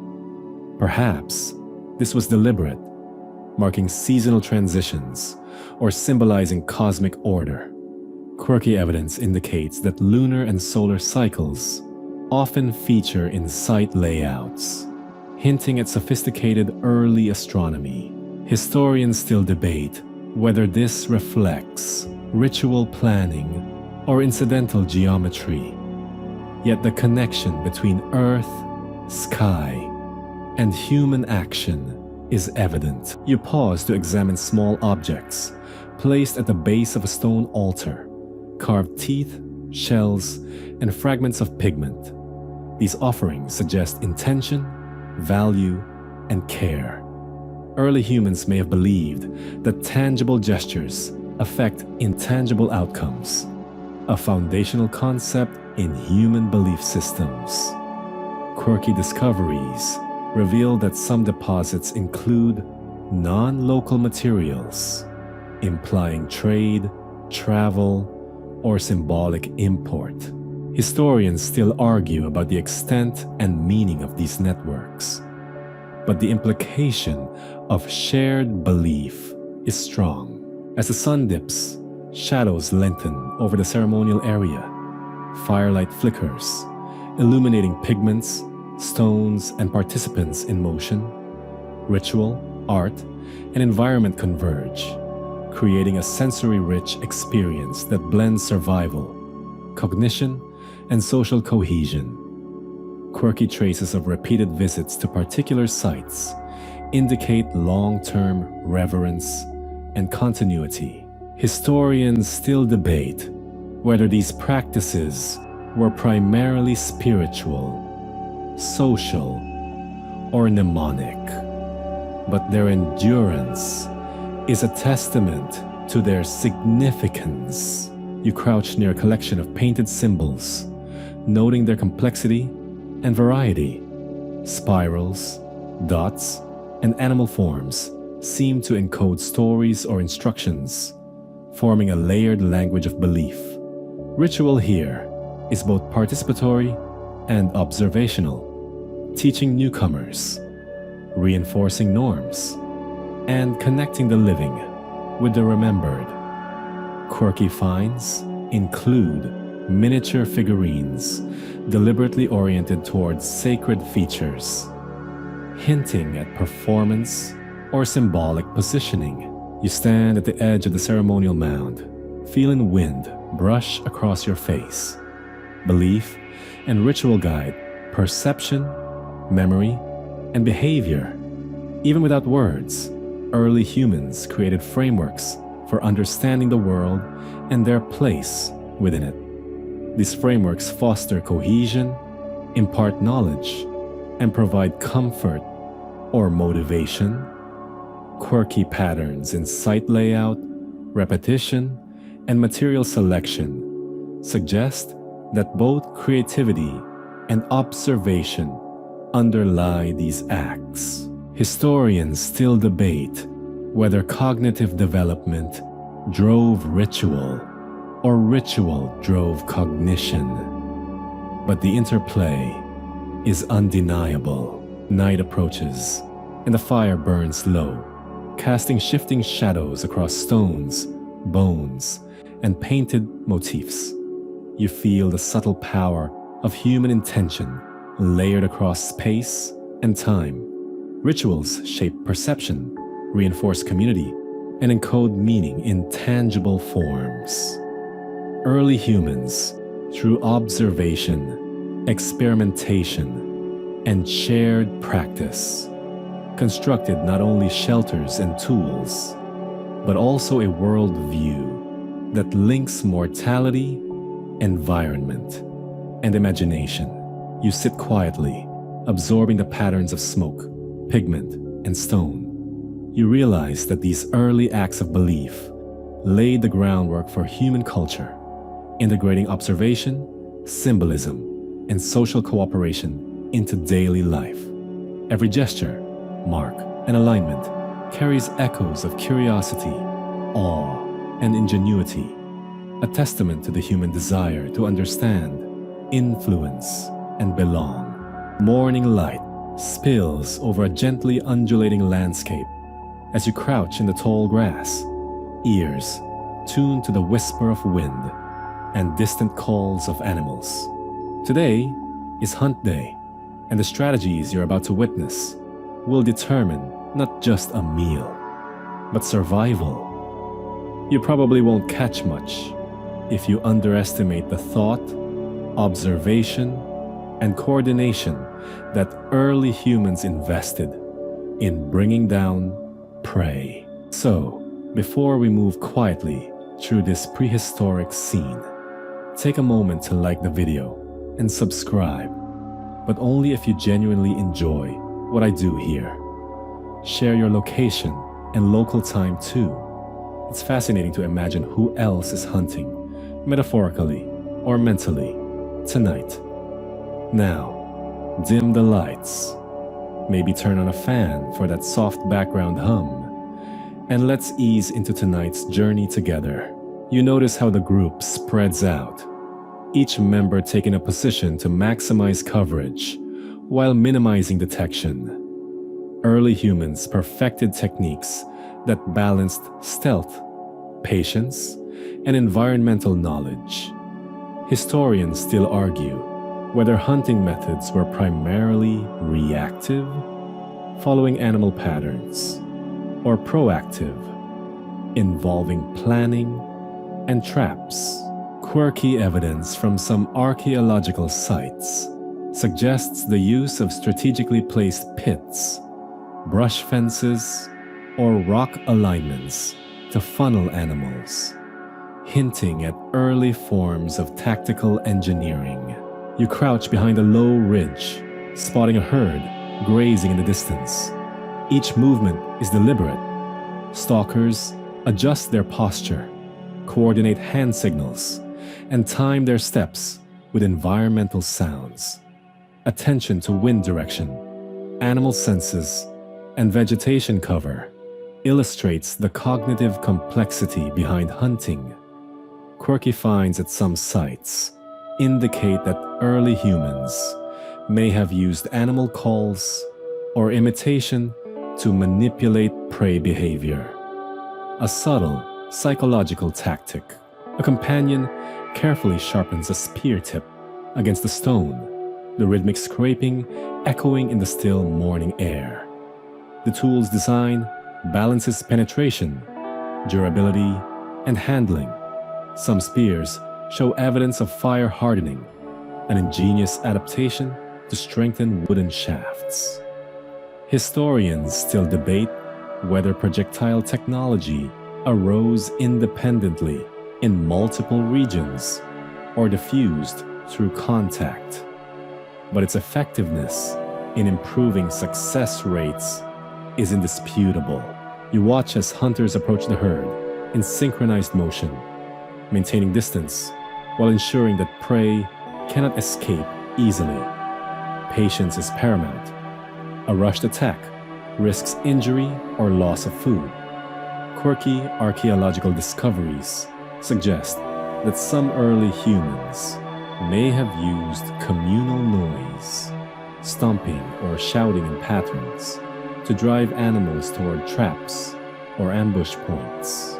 Historians still argue about the prevalence of such strategies versus individual stalking, but evidence indicates both methods were employed depending on terrain and target species. One hunter signals, and another throws a spear with precise timing, taking advantage of the herd's movement. The prey's flight response is predicted and exploited, demonstrating an intimate understanding of animal behavior. Quirky insights suggest that some groups may have mapped migratory paths and feeding grounds across seasons, effectively creating cognitive maps to plan hunts. Historians still debate the accuracy and scope of these early mental maps, but their existence underscores remarkable observational skills. You move carefully to a vantage point, scanning the horizon for signs of predators. Hunting is never isolated. Awareness of other carnivores, lions, wolves, or hyenas, is critical. Early humans needed to anticipate not just prey, but the broader ecosystem.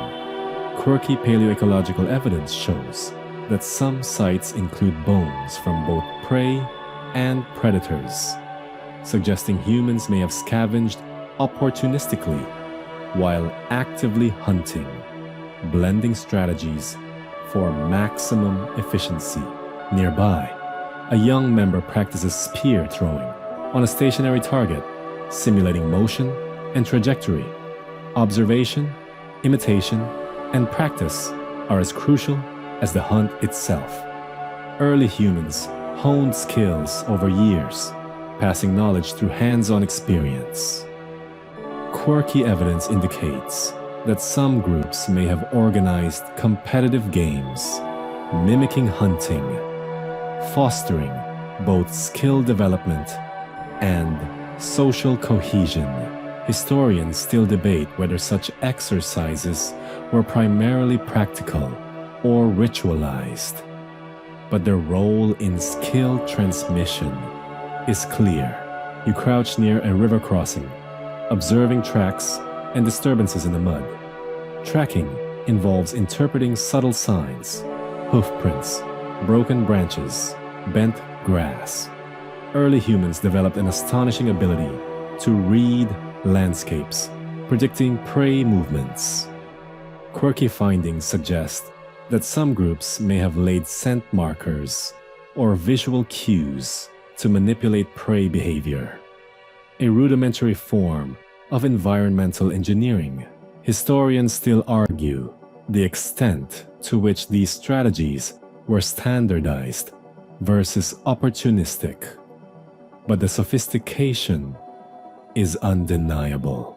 You notice the interplay between stealth and ambush. One hunter moves quietly through reeds, while others rustle brush at the opposite end of a clearing. The goal is coordination, directing prey without alerting them to danger. Quirky evidence of coordinated drives in ancient contexts suggests that strategic planning extended beyond simple observation to orchestrated group dynamics. Historians still debate whether such coordination required formal leadership or arose spontaneously through shared experience. As the day warms, you pause to examine a freshly prepared trap, a pit partially camouflaged with foliage, spikes angled inward. Early humans understood geometry, material properties, and animal behavior to design these structures. Quirky studies propose that some traps were multi-stage, involving bait or guiding fences, demonstrating foresight and problem-solving. Historians still argue about how widely such advanced methods were applied, but they reflect clear ingenuity. You follow a stream where animals come to drink, noting the convergence of hunting and water sources. Prey, predictable movement along rivers or watering holes allows for ambush or interception. Quirky evidence from certain sites suggests that early humans may have constructed temporary hides or blinds, blending observation with concealment. Historians still debate whether such structures were standard or exceptional, but their strategic advantage is evident. One hunter signals the end of the chase, and the group gathers to share the bounty. Success depends not just on skill, but on timing, observation, cooperation, and sometimes luck. Quirky artifacts, like decorated spear tips or ceremonial flints, hint that hunting held cultural as well as nutritional significance, marking status, achievement, or rite of passage. Historians still argue about the symbolic versus practical weight of these artifacts, but their existence is compelling. As evening falls, you help butcher and process the game. Knowledge of anatomy, preservation techniques, and tool application ensures no part goes to waste. Quirky evidence of intentional cuts and tool marks suggests early humans had sophisticated understanding of meat and marrow extraction. Historians still debate whether these techniques evolved independently or spread across regions, but the skill is undeniable. You notice that hunting also reinforces social bonds. Sharing knowledge, coordinating action, and distributing food strengthens cohesion.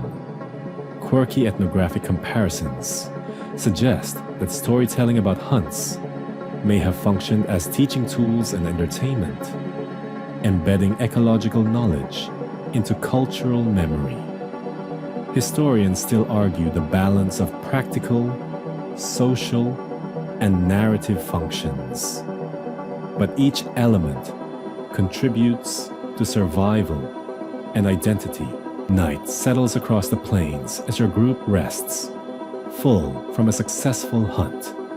You reflect on the intricate choreography of observation, strategy, and skill that allows humans to thrive. Hunting is not merely pursuit. It is a cognitive, social, and cultural enterprise, blending intuition, innovation, and shared knowledge. Quirky practices, from traps to rituals surrounding kills, highlight the creativity that defines human adaptation. As you drift towards sleep, the day's hunt replaying in your mind, you sense the deep interconnection between people, prey, and landscape. Each stalk, throw, and coordinated movement reveals layers of planning, observation, and understanding. Hunting strategies, honed over millennia, are a window into human ingenuity, problem solving, and the delicate balance between survival and culture. A crisp wind drifts across the valley as you wake to the scent of wet grass and smoke from last night's fire. Life here revolves around cycles you barely notice in your modern comforts. But for early humans, the seasons dictate everything: food, water, movement, and survival. You probably won't thrive if you ignore these rhythms. So before we track time through sun, moon, and weather, take a moment to like the video and subscribe, but only if you genuinely enjoy what I do here. Share your location and local time too. It's fascinating to imagine who else is feeling seasonal change tonight. Now, dim the lights, maybe turn on a fan for that soft background hum, and let's ease into tonight's journey together. You step barefoot on soft soil, noticing frost melting along the riverbank, observing subtle environmental cues, the length of shadows, the tilt of the sun, the flowering of plants was critical for survival. Historians still argue whether early humans relied more on strict observation of nature or instinctual experience, but the accuracy of seasonal knowledge is evident in migration patterns and resource collection. Quirky evidence suggests that some groups may have even tracked lunar phases, using marks on bones or stones. An early calendar of sorts. You watch leaves shimmer as wind stirs the canopy above. Plant cycles dictate foraging schedules. Fruit ripens, nuts fall, tubers become harvestable. You carefully gather a small basket of edible greens, understanding that timing determines nutritional payoff. Quirky studies indicate that some tribes used plant color or smell as seasonal markers, blending sensory observation with survival strategy. Historians still debate how sophisticated these botanical calendars were, but the precision of collection reflects acute attention to timing. A river meanders lazily nearby, swelling with seasonal rains. Water availability affects settlement choice, hunting strategies, and tool use.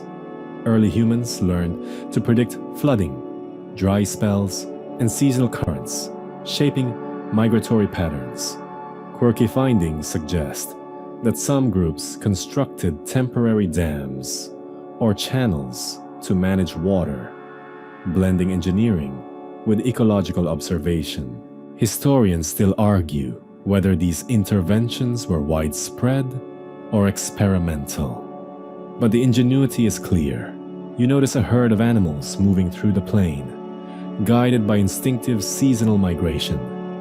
Prey availability is tied directly to environmental cycles, forcing human groups to anticipate movement. Early humans developed deep knowledge of animal behavior across seasons, predicting timing and direction of migrations. Quirky evidence shows some groups may have used fire or other environmental manipulation to influence herd movement.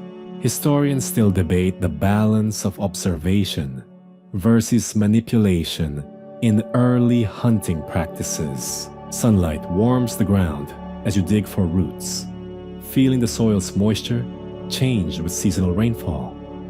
Some plants are edible only at certain times, while others require preparation to remove toxins. Early humans learned to read these cues, combining trial, error, and careful memory. Quirky findings suggest that certain processing techniques, roasting, soaking, or fermenting, were timed according to seasonality, enhancing both nutrition and safety. Historians still argue whether these methods were shared widely or localized innovations. You watch children playing near a cluster of trees, noting how their games mimic seasonal tasks: harvesting, tracking, or water collection. Play reinforces skill acquisition in sync with environmental rhythms.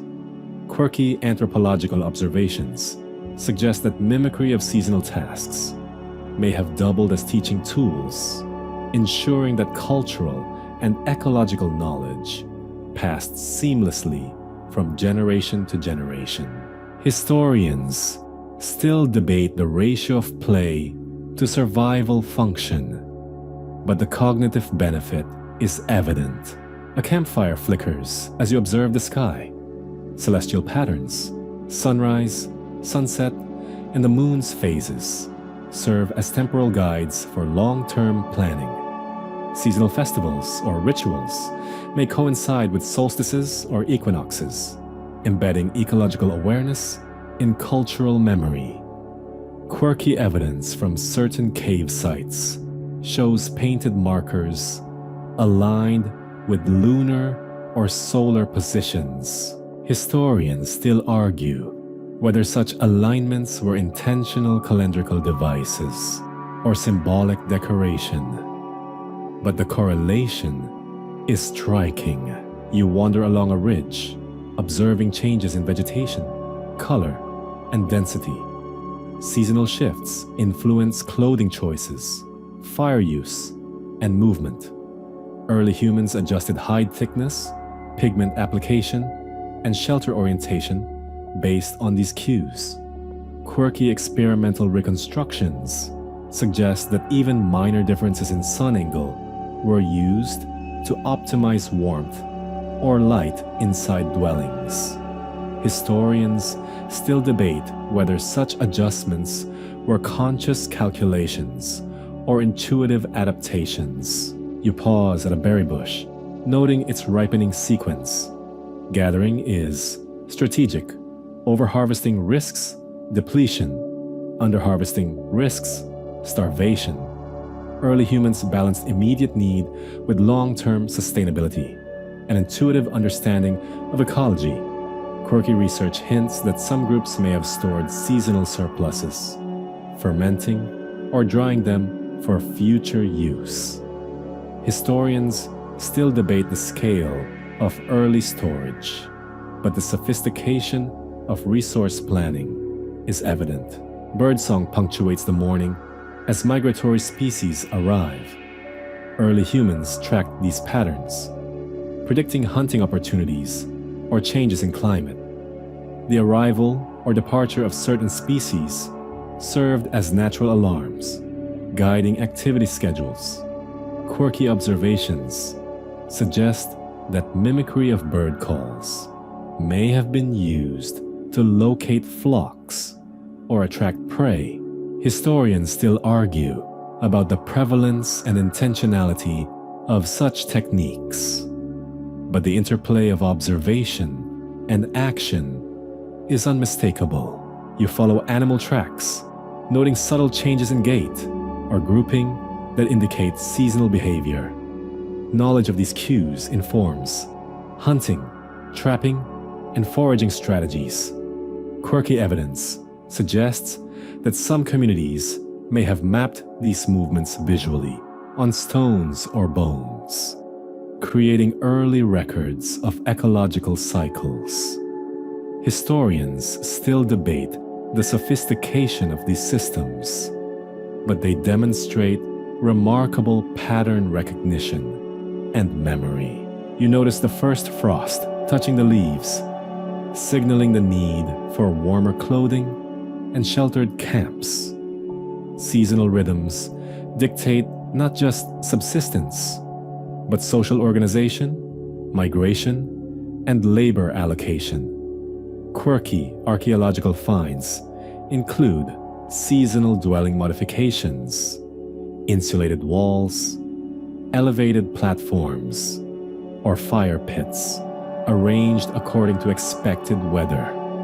Historians still debate whether these adjustments were standardized or improvised, but their effectiveness is clear. Children mimic elders as they prepare hides, process food, and arrange sleeping areas for seasonal change.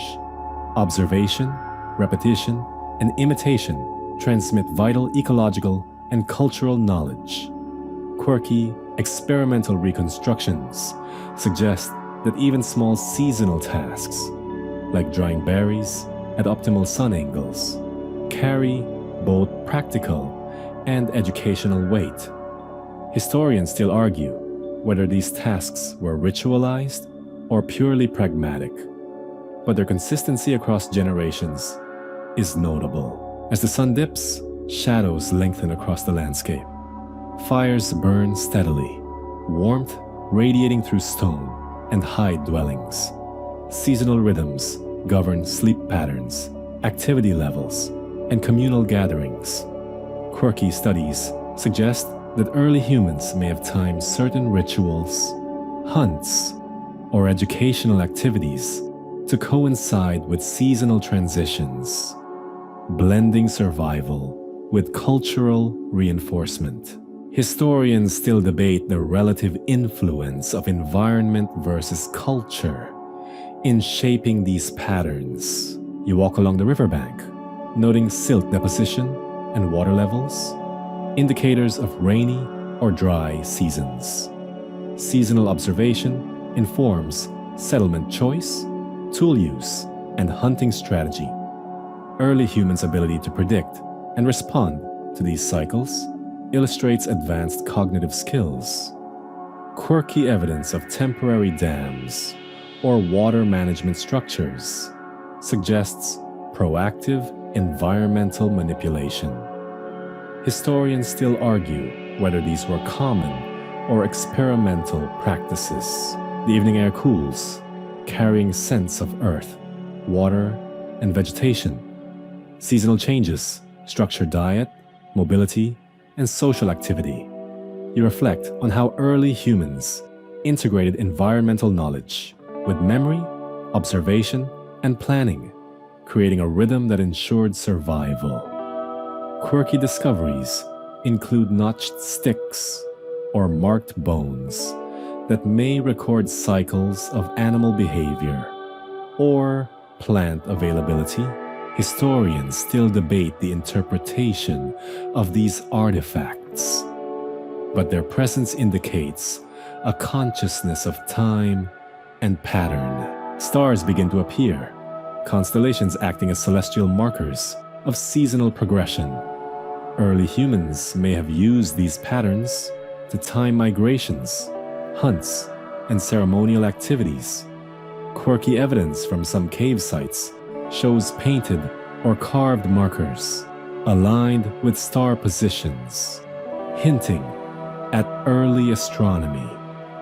Historians still debate whether these alignments were practical, symbolic, or both, but they reveal a sophisticated engagement with the cosmos. Night settles fully, and the camp is quiet, except for soft rustling and distant calls. Seasonal rhythms dictate not just daily survival, but longer-term planning, social organization, and cultural transmission. You realize that early humans' understanding of these cycles allowed them to anticipate challenges, optimize resources, and embed ecological knowledge in practice. Quirky patterns in plant, animal, and celestial observation hint at a comprehensive environmental literacy. Historians still argue about the exact methods and reasoning behind these insights. But the evidence shows remarkable adaptation. You lie beneath a canopy of stars, sensing the continuity of seasonal cycles. Early humans tracked, anticipated, and responded to these rhythms with remarkable acuity. Observation, memory, and communal knowledge converged to create a life in sync with the world around them. A dance of survival, planning, and wonder that continues to echo in human behavior today. Morning sun filters through a thicket of trees as you step into the bustling heart of the camp. Voices murmur, laughter punctuates the air, and small children weave between adults carrying tools, hides, or food. Social bonds are the invisible threads that hold this world together, far more vital than any spear or fire. You probably won't survive long without cooperation and trust. So before we wander deeper into the tangled web of early human relationships, take a moment to like the video and subscribe, but only if you genuinely enjoy what I do here, and post your location and local time. It's fascinating to think how your experience aligns with this shared rhythm. Now, dim the lights. Maybe turn on a fan for that soft background hum. And let's ease into tonight's journey together. You notice small groups forming naturally. Pairs grooming each other. Elders teaching youngsters how to shape tools. And hunters returning to share the day's success. Historians still argue whether these social structures were rigid hierarchies or fluid networks. But the importance of mutual support is undeniable.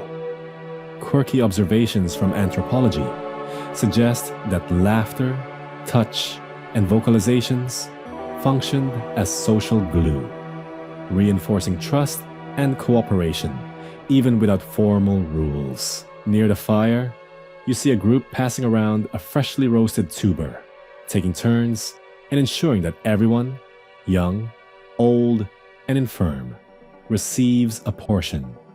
Sharing food is both practical and symbolic, demonstrating solidarity and reinforcing alliances. Quirky evidence indicates that even minor acts, like giving the choicest portion to a respected member, could elevate status or cement social bonds. Historians still debate the extent to which food sharing was altruistic versus strategic, but the outcome fosters cohesion.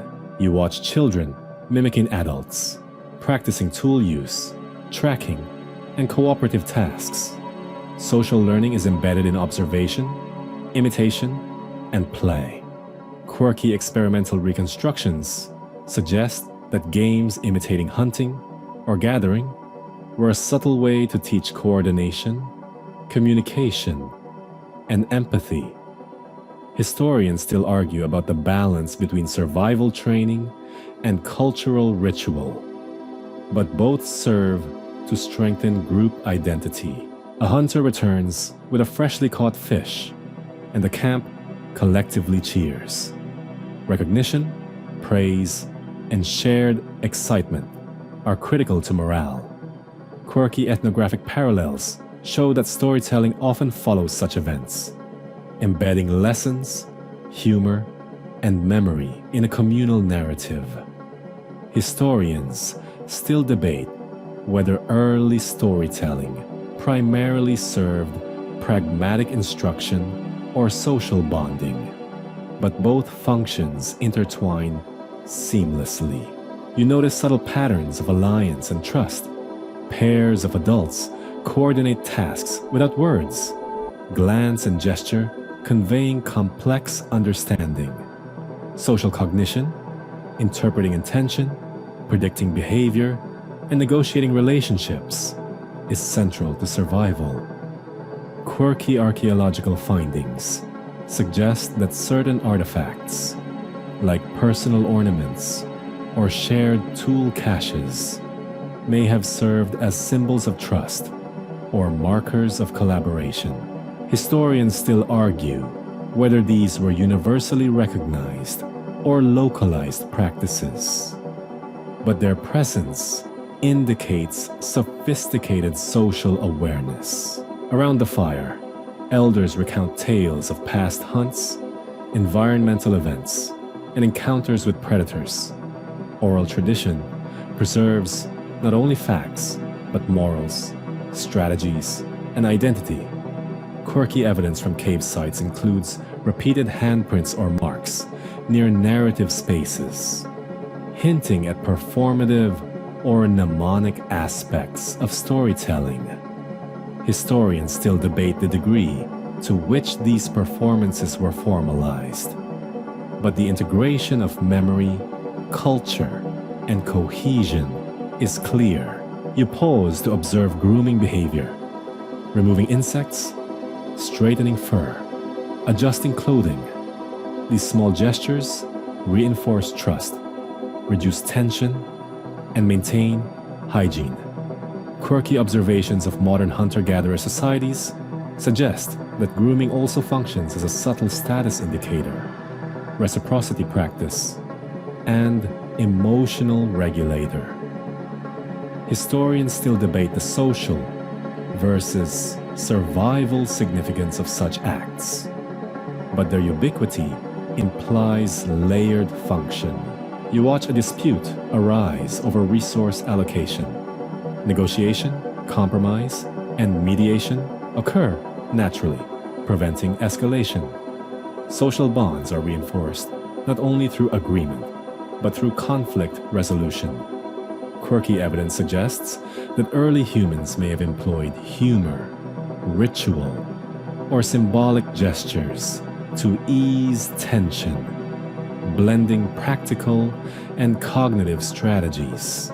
Historians still debate the prevalence and codification of conflict resolution, but the underlying drive for group stability is undeniable. A child trips and scrambles to the ground. Adults and older siblings immediately assist. Empathy and responsiveness are embedded in daily life, promoting survival and emotional cohesion. Quirky anthropological research notes that playful teasing or minor corrections often accompany teaching moments, blending affection with instruction.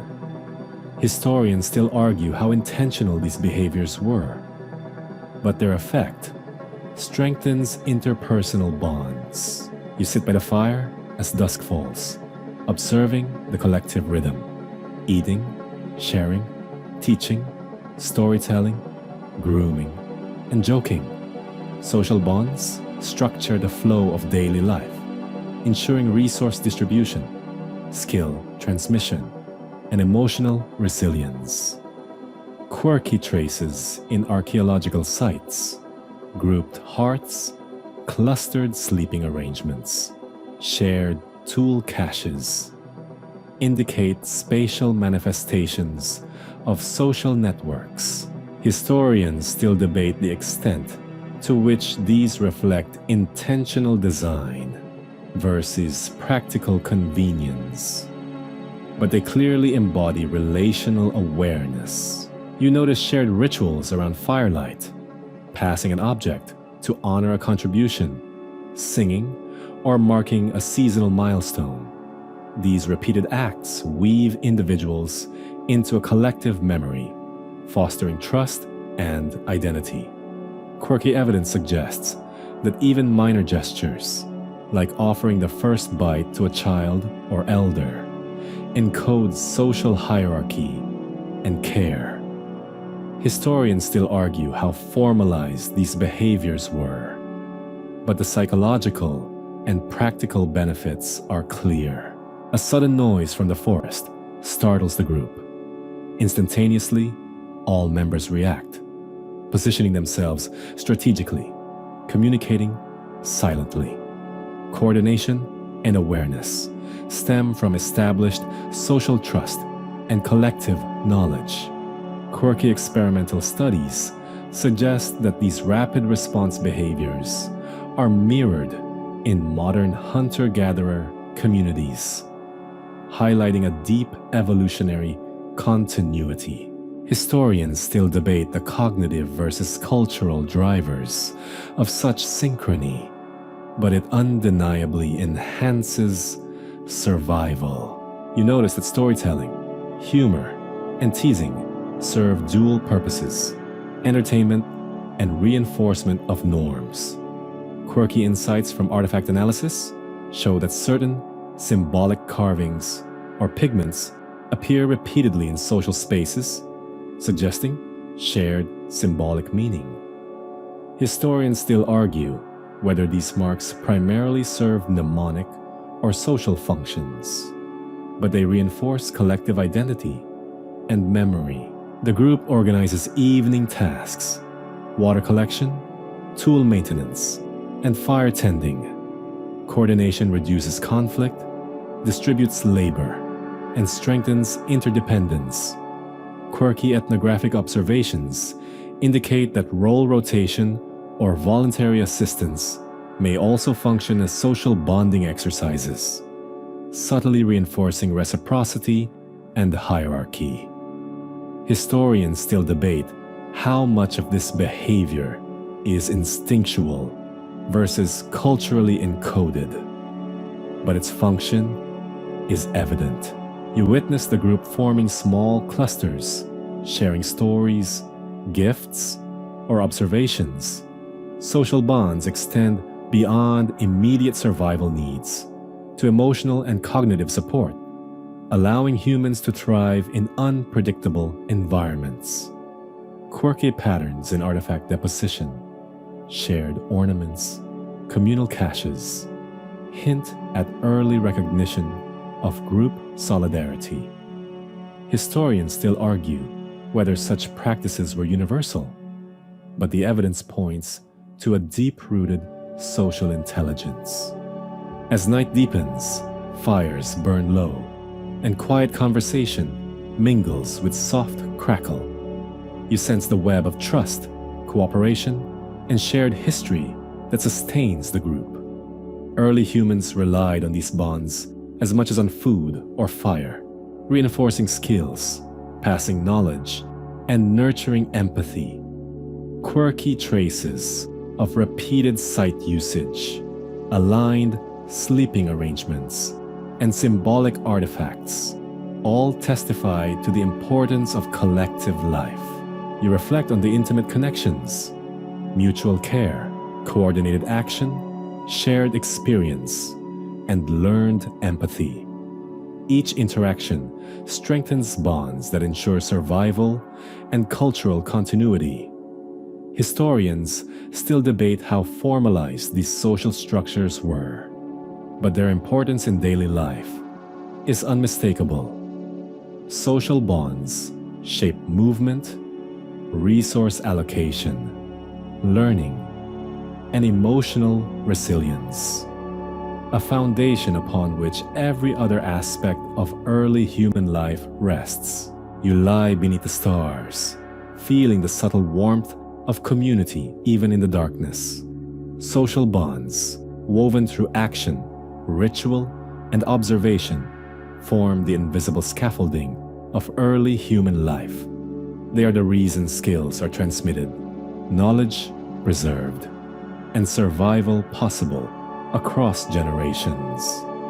A quiet, persistent human achievement that persists in every campfire story and shared meal. The first light of dawn warms the rocky ridge where you sit, watching the camp stir with movement and preparation. Hands move deftly over stone, bone, and wood, shaping, sharpening, and experimenting. Tools are no longer mere survival implements. They're extensions of thought, strategy, and even identity. You probably won't appreciate the sophistication of these instruments if you think of them as primitive. So before we inspect these transitions in material ingenuity. Take a moment to like the video and subscribe, but only if you genuinely enjoy what I do here. Don't forget to post your location and local time.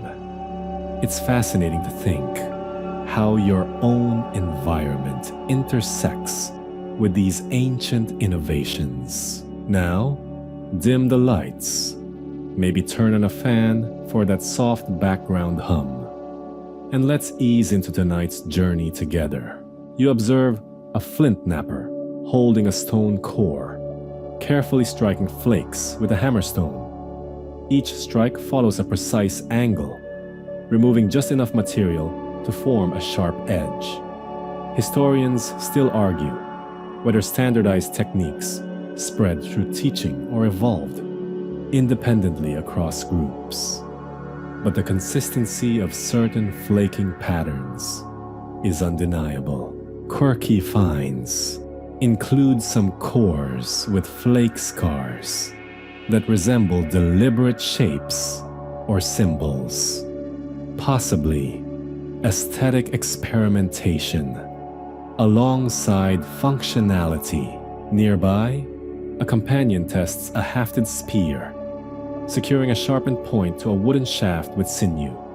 The transition from simple handheld tools to composite implements represents a leap in cognitive and manual skill. Quirky archaeological evidence shows that early humans may have even used adhesives derived from plant resins, heated and mixed with powdered charcoal to strengthen bindings. Historians still debate how widespread such adhesive use was and whether it reflects localized ingenuity or broader technological trends. You watch another figure fashion a scraper from a small flat flake.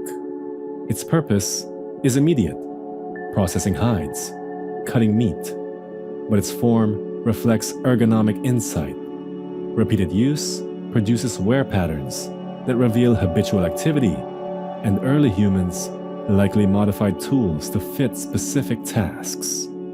Quirky observations suggest that some tools were intentionally retouched to make them look uniform, almost as if aesthetic preference mingled with function. Historians still argue about whether appearance mattered to survival or social signaling. A group gathers around a hearth, observing the preparation of fire-hardened wooden implements. Submerging wood in smoke or heat before use strengthens it, an early form of material science. Quirky experimental reconstructions reveal that certain woods were preferred for their resilience and flexibility, indicating selective knowledge of local flora. Historians still debate the degree to which such knowledge was systematic versus trial and error, but its repeated application is evidence of careful observation. You notice the emergence of multi-tools, flaked edges, notches, and points combined in a single implement. These devices save labor and increase efficiency, reflecting foresight and planning. Quirky finds at some sites include composite tools that combine stone, bone, and wood with delicate adjustments to weight and balance. Historians still argue whether these innovations arose from necessity, experimentation, or social prestige, but their effectiveness is clear. A hunter tests a spear throw, the hafted point flying with velocity and accuracy. Tools in transition amplify human capability, extending reach, precision, and control. Quirky studies indicate that some groups may have developed specific throwing techniques, including overhand, underhand, or sling-assisted throws, tailoring the tool to human anatomy and prey behavior. Historians still debate how standardized these techniques were across regions. Nearby, a small collection of bone awls and needles signals the beginning of more specialized toolkits. These instruments allow processing of hides into clothing, mats, and shelters, showing integration between technology and daily life. Quirky evidence suggests that perforations and notches may have been used as both functional marks and early symbolic signatures. Historians still argue whether these were primarily practical tools or carried social meaning, but both functions are plausible. You crouch near a pile of discarded flakes and test pieces, remnants of experimentation and learning.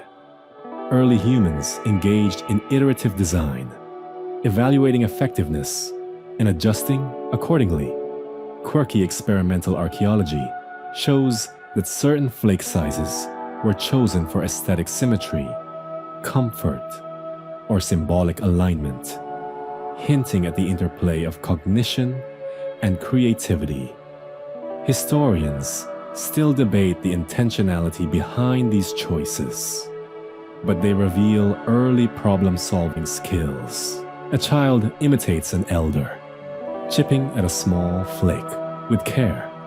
Teaching, imitation, and apprenticeship are central to tool evolution, blending learning with social bonding.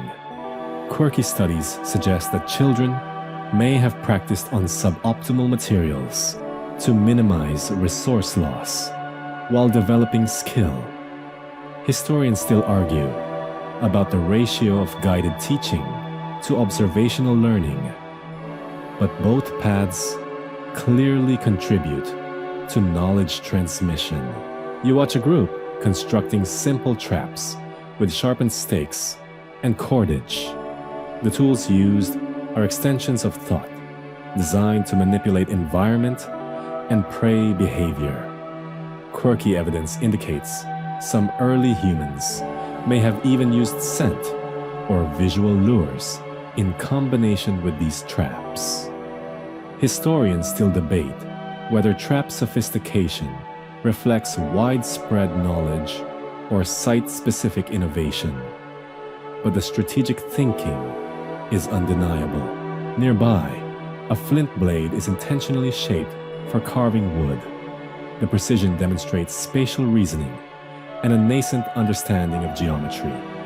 Quirky findings suggest that some blades were kept separate for ceremonial use, marked or polished beyond pure utility. Historians still argue about whether ornamentation preceded or followed practical innovation, but the blending of function and form is striking. You notice a cache of tools laid out for maintenance and repair. Early humans invested time in sharpening, rehafting, and repurposing implements, showing foresight and conservation of resources.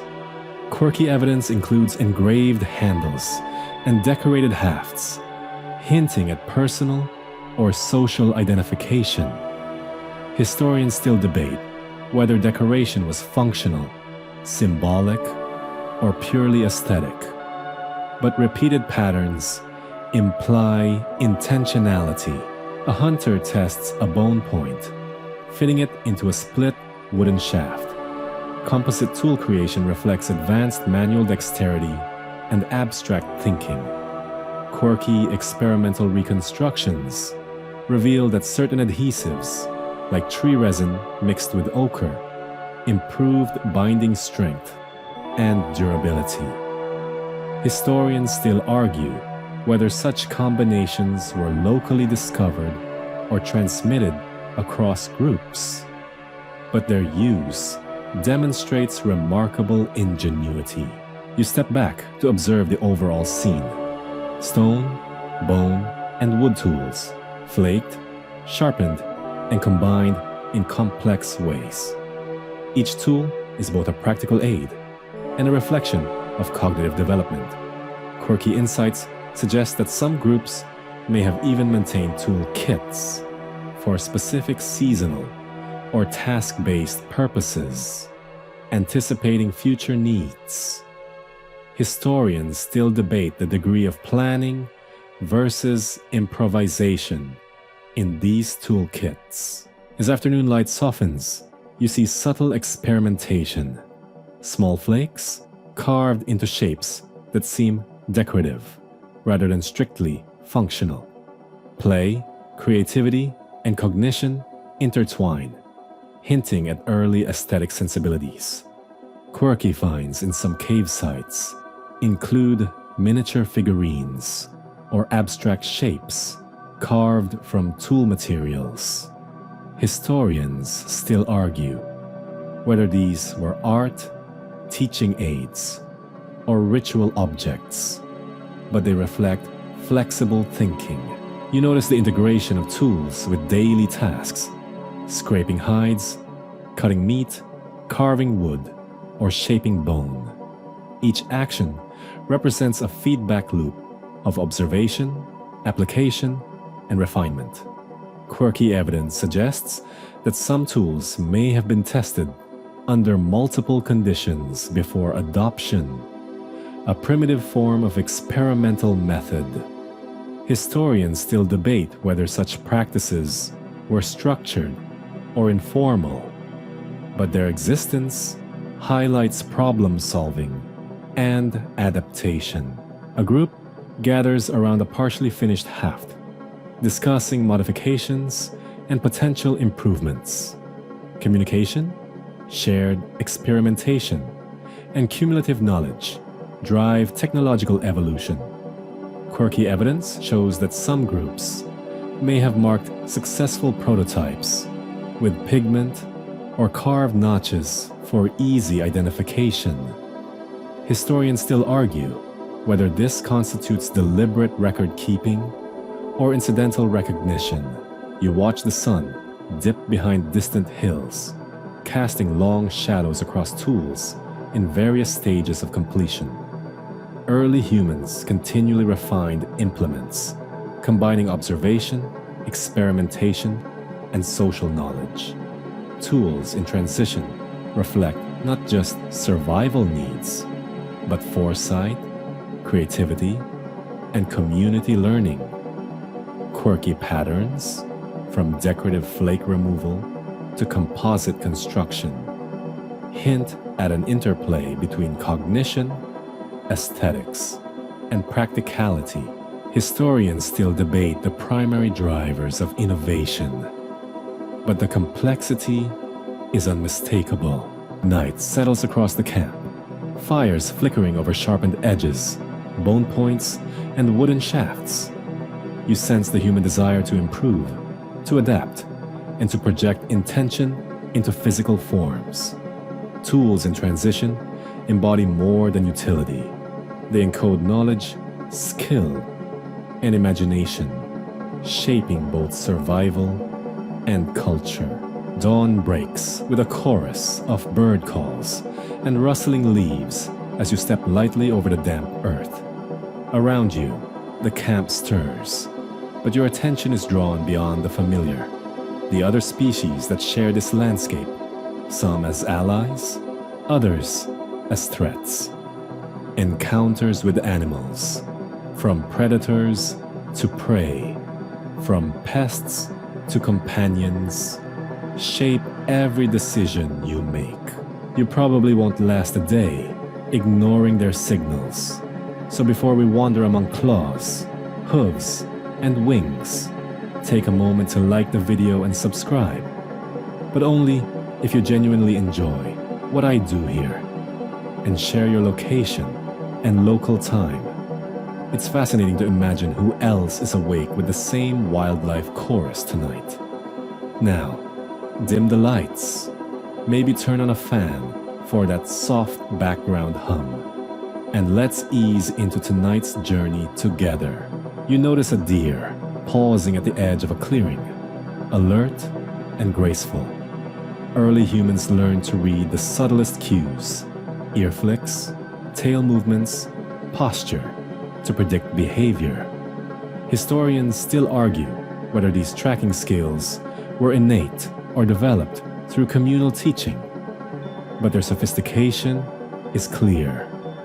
Quirky evidence from some sites suggests that humans may have even used imitation of animal sounds to manipulate or monitor behavior, a primitive kind of psychological interaction.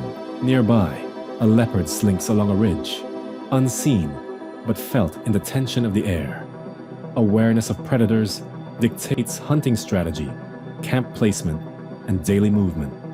Quirky traces in archaeological layers suggest that humans may have used deterrence, fire, noise, or visual symbols to ward off specific animals, an early form of wildlife management. Historians still debate the prevalence and effectiveness of such tactics. You follow fresh tracks in the mud, observing the signs left by a variety of species, paw prints, claw marks, and droppings. Understanding these signals allows you to anticipate movements, avoid danger, and optimize foraging. Quirky finds include rocks arranged near dens or burrows, possibly to monitor animal activity or protect resources.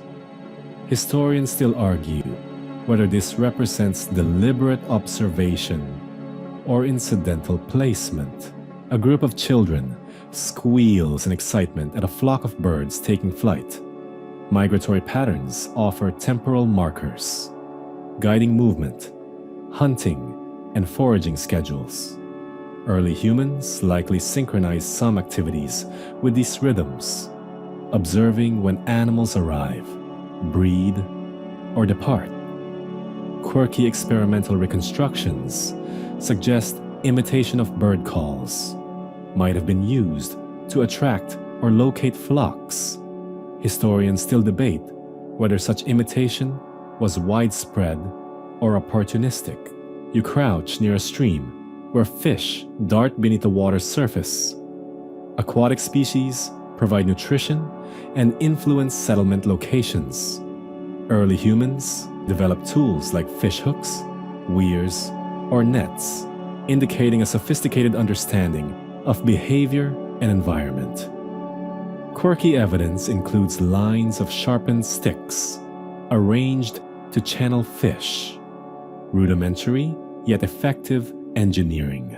Historians still argue whether these innovations arose independently in multiple regions or diffused through contact. A wild boar snuffles in the underbrush, causing hunters to adjust their paths silently. Some species are both resource and risk, demanding keen observation and adaptability. Quirky findings indicate that early humans sometimes created obstacles or indirect traps to channel these animals into kill zones. Historians still debate whether such techniques were common practice or situational improvisation. You notice insects buzzing around gathered fruits. Even tiny species affect human decisions, protecting food from pests, selecting ripe harvests, and avoiding disease. Quirky evidence suggests that humans may have observed insect behavior to locate fruit or honey, a subtle but critical form of ecological literacy. Historians still argue how systematically these observations were applied. Nearby, a pack of wolves watches from a distance, curious yet wary. Predators and humans coexist in a dynamic balance. Avoidance, confrontation, or opportunistic scavenging. Quirky archaeological evidence suggests early humans sometimes tolerated or manipulated the presence of certain predators, perhaps using indirect signals or fire. Historians still debate the nature of human-carnivore interactions, whether conflict or symbiosis predominated. A domesticating impulse may be hinted at when you spot a wolf pup cautiously approaching the edge of camp. Some theories propose that early humans formed mutualistic relationships with canids, precursors to domestication. Quirky finds, like remains of wolf bones near hearts, suggest possible cohabitation or ritual significance. Historians still argue about the timeline and context of domestication, but these encounters mark a profound behavioral shift. You watch as a group of monkeys moves overhead, dropping leaves and fruit. Primates offer both competition for resources and insight into behavior and ecology. Quirky observations in some sites indicate humans may have mimicked or studied primate foraging patterns, perhaps inspiring tool use. Historians still debate the extent to which early humans learned from other species versus observing only for subsistence. A crocodile slips silently into a shallow river.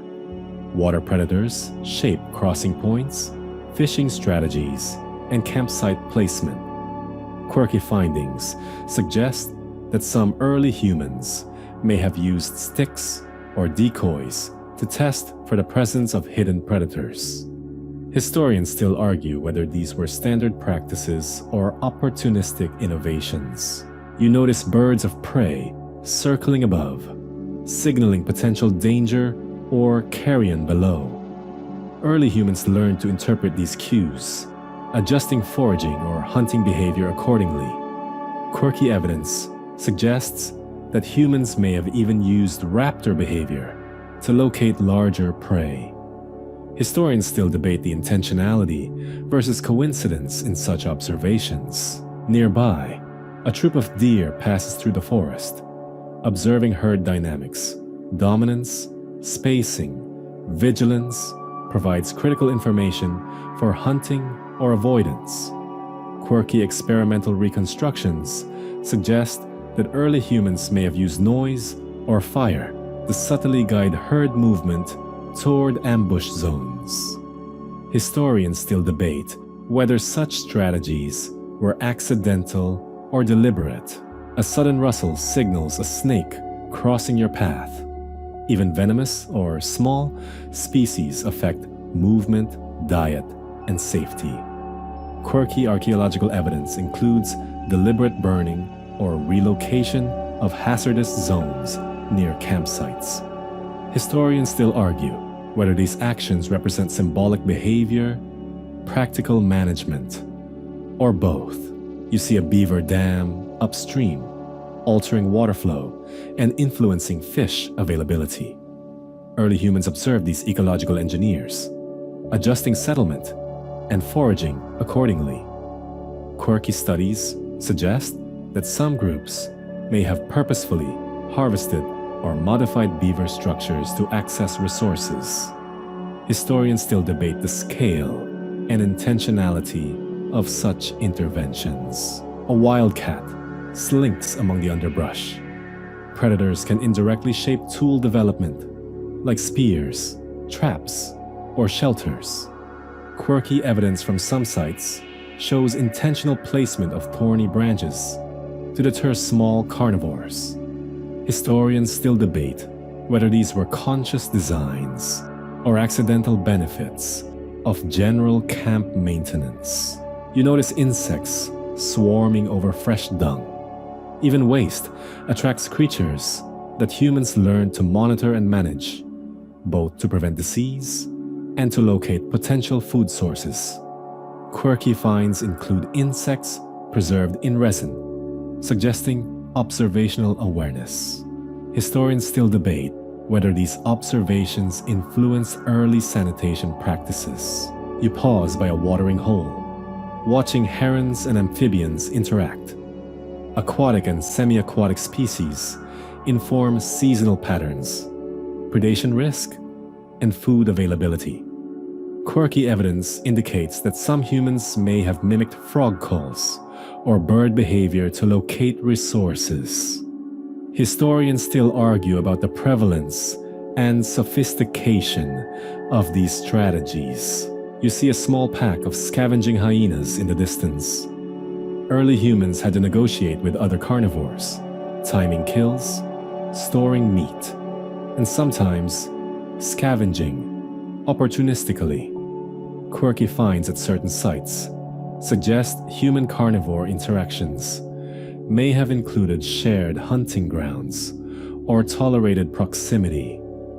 Historians still debate whether these encounters were generally hostile, cooperative, or context-dependent. As dusk falls, you feel the palpable influence of other species on daily life.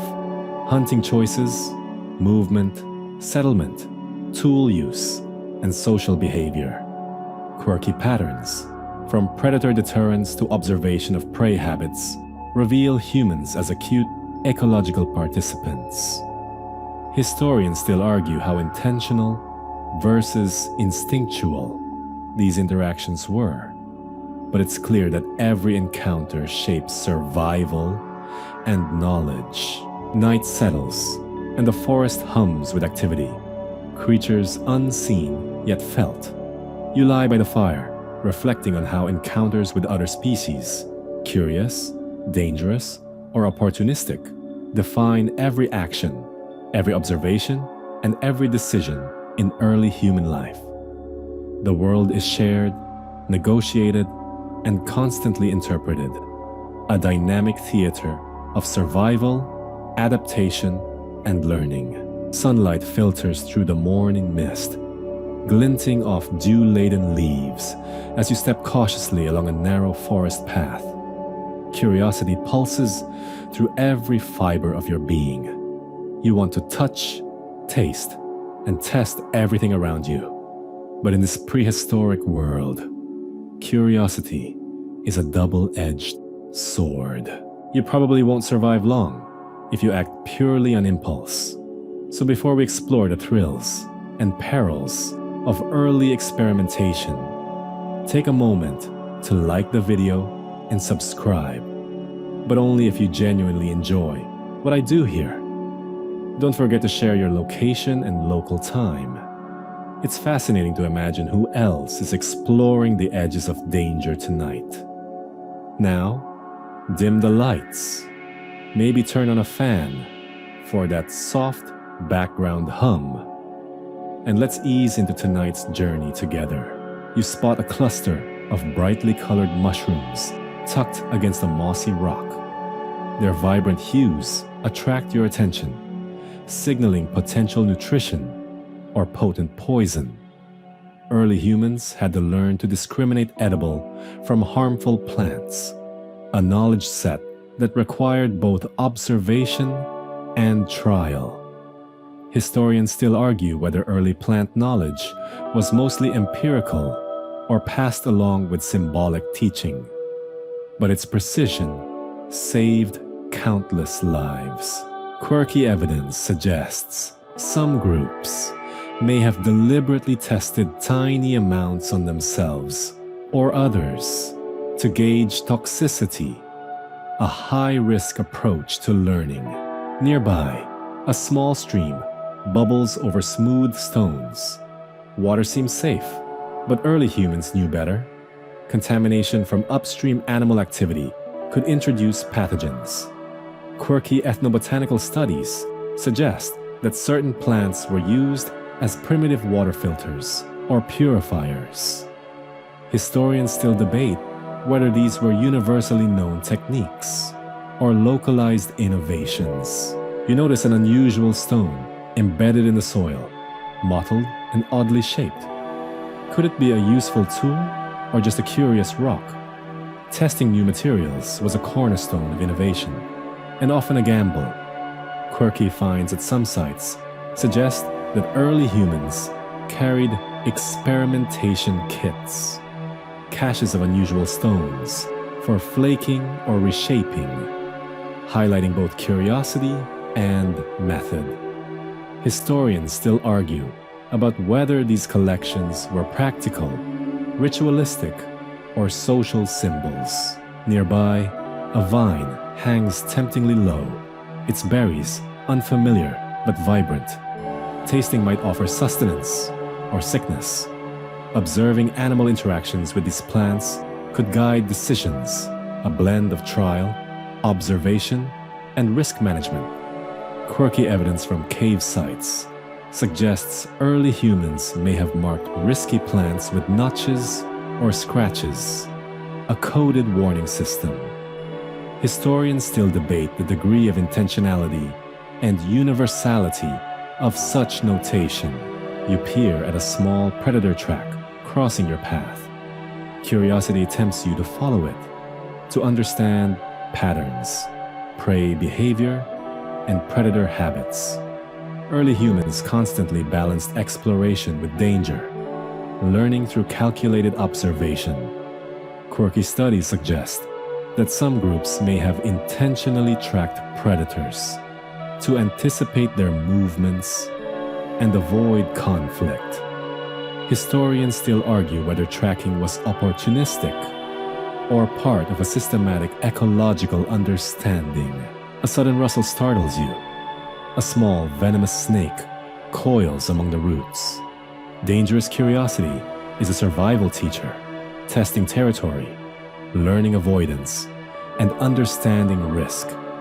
Quirky evidence includes traces of deliberate burning around burrows or suspected snake zones, hinting at active hazard management.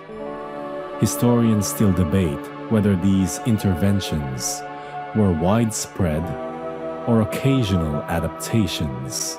You spot a cluster of bright berries above a stream.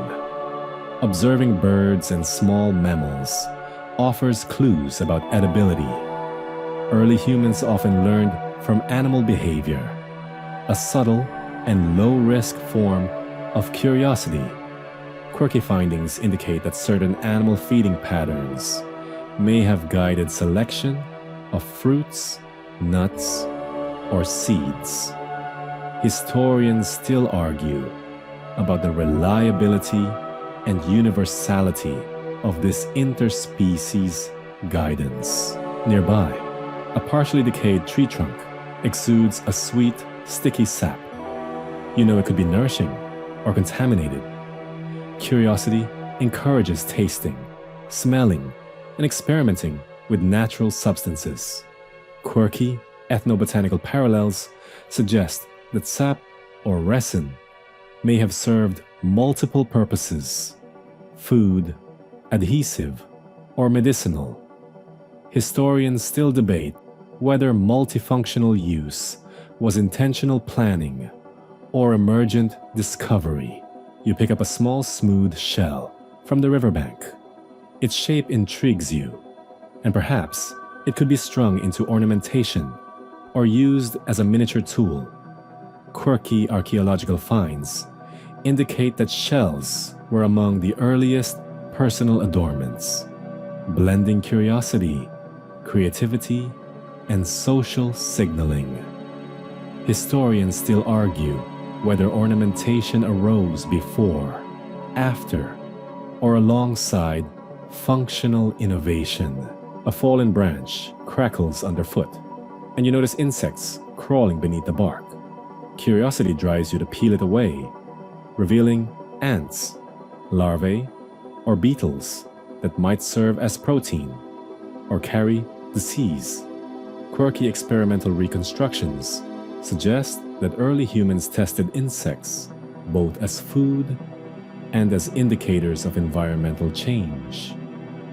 Historians still debate the extent to which insect consumption was cultural preference or necessity. You reach a cliffside with an unfamiliar mineral embedded in the rock. Could it be pigment, tool material, or useless stone? Testing such substances opens avenues for artistic expression, tool enhancement, or chemical knowledge. Quirky finds include ochre, manganese, and other minerals used in early art and ritual, demonstrating exploration beyond immediate survival. Historians still argue about the primary motivations behind mineral collection: utility, symbolic, or curiosity-driven. Nearby, a patch of thorny plants hides a cluster of edible roots, Extracting them requires ingenuity and careful handling, a hands-on lesson in risk management. Quirky evidence shows that some groups developed rudimentary gloves, bark wraps, or digging sticks to safely harvest hazardous plants. Historians still debate how standardized these protective measures were across regions. You notice a curious glow in a shallow pool of water, a reflection, bioluminescence, or mineral sheen. Observation and experimentation in such scenarios encouraged understanding of light, reflection, and water properties. Quirky research suggests that early humans may have explored reflective surfaces for signaling or aesthetic purposes. Historians still argue whether these behaviors were practical, playful, or ritualistic.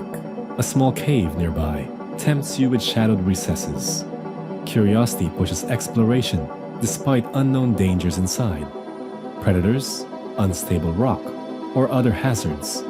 Quirky archaeological finds include deep cave markings, pigments, and carvings, hinting that early humans ventured boldly into darkness to leave impressions, experiment with fire, and learn spatial dynamics. Historians still debate whether these caves were primarily ritual, exploratory, or habitation sites. You notice an unfamiliar footprint crossing a stream bed. Following it could reveal diet, behavior, or territory, but also invite danger. Calculated curiosity like this underpins early ecological understanding and risk assessment. Quirky observations indicate that some groups may have used similar tracks to plan hunting strategies or avoid predation. Historians still debate how systematic and intentional these tracking practices were. Nearby, a flowering plant emits a strong, unfamiliar scent. Curiosity tempts you to smell, touch, or even ingest it. Early humans learned that olfactory cues could indicate toxicity, ripeness, or medicinal properties. Quirky evidence suggests that aromatic plants were sometimes used in ritual or personal care, blending sensory exploration with practical application. Historians still argue whether medicinal knowledge was codified or largely empirical. You find a strange, knotted vine hanging above the river. Experimenting with it could yield rope, cordage, or traps. Quirky finds indicate that early humans may have innovated using observation, play, and trial and error, turning dangerous curiosity into practical technology. Historians still debate the intentionality versus emergent discovery of such innovations. A sudden rustle signals a predator's approach. Curiosity and risk are intertwined. Testing environments, observing behaviors, or retrieving resources requires vigilance. Quirky evidence includes carefully observed kill zones and predator tracks near settlements, hinting at adaptive learning. Historians still argue about the extent to which such knowledge was deliberately transmitted or incidentally acquired. As evening falls, you reflect on the day.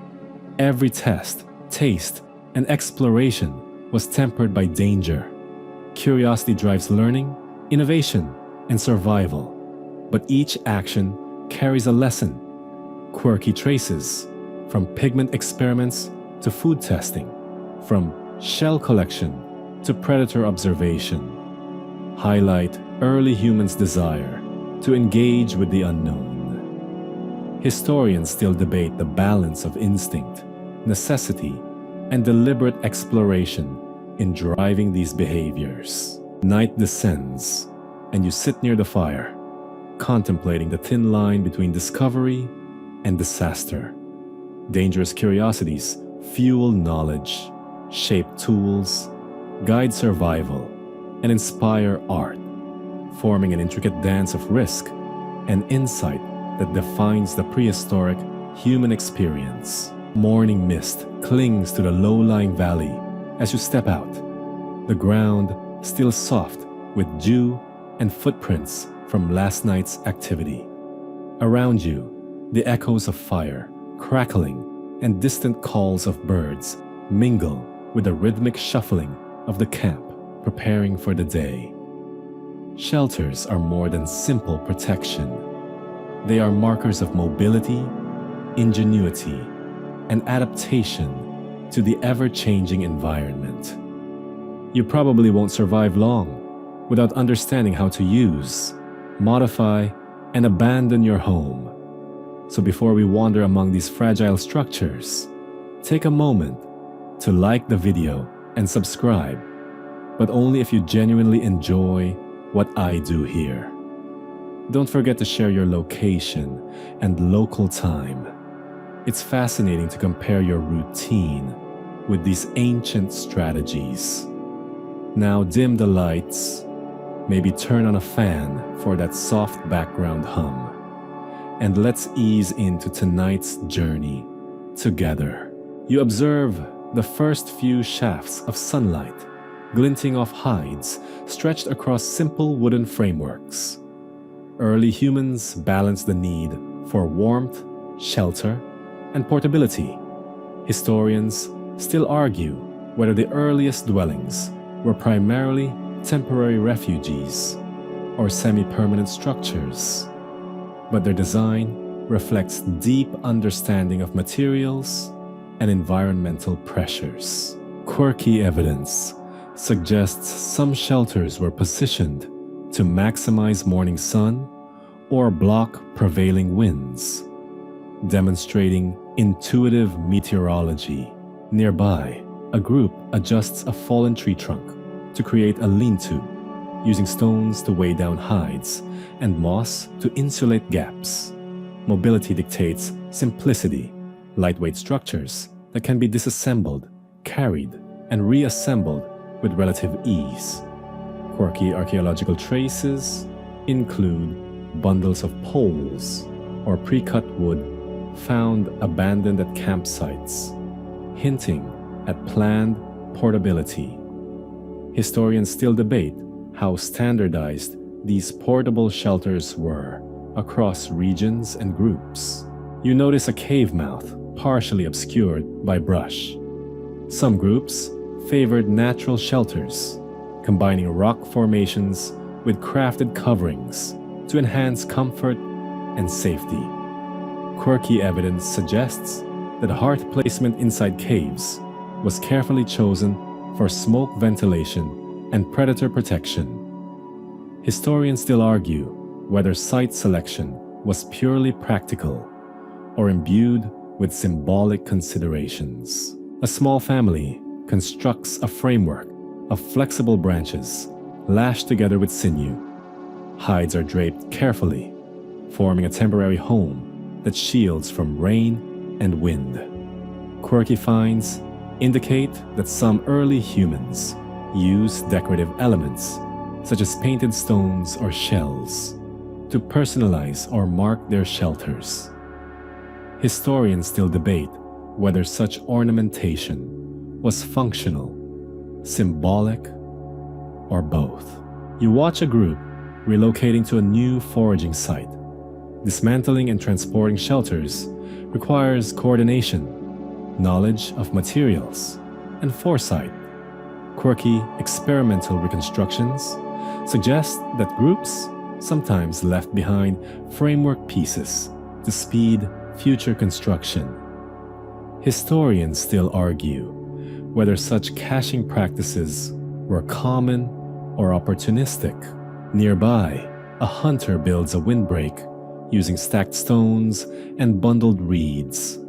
Microclimates influence the placement and design of shelters, protecting inhabitants from prevailing winds, flooding, and temperature extremes. Quirky studies indicate that certain plant materials were chosen for scent, insect repellents, or water resistance. Historians still debate the degree to which these choices were deliberate versus habitual. You notice children playing inside a partially collapsed shelter, testing its stability and learning practical skills through imitation. Social learning and experimentation underpin the evolution of shelter construction. Quirky evidence includes small-scale models or test frameworks used by younger members to practice building. Historians still argue about the extent to which these practices were formalized, teaching versus playful trial and error. Nearby, a communal hut is reinforced with additional poles and crossbeams.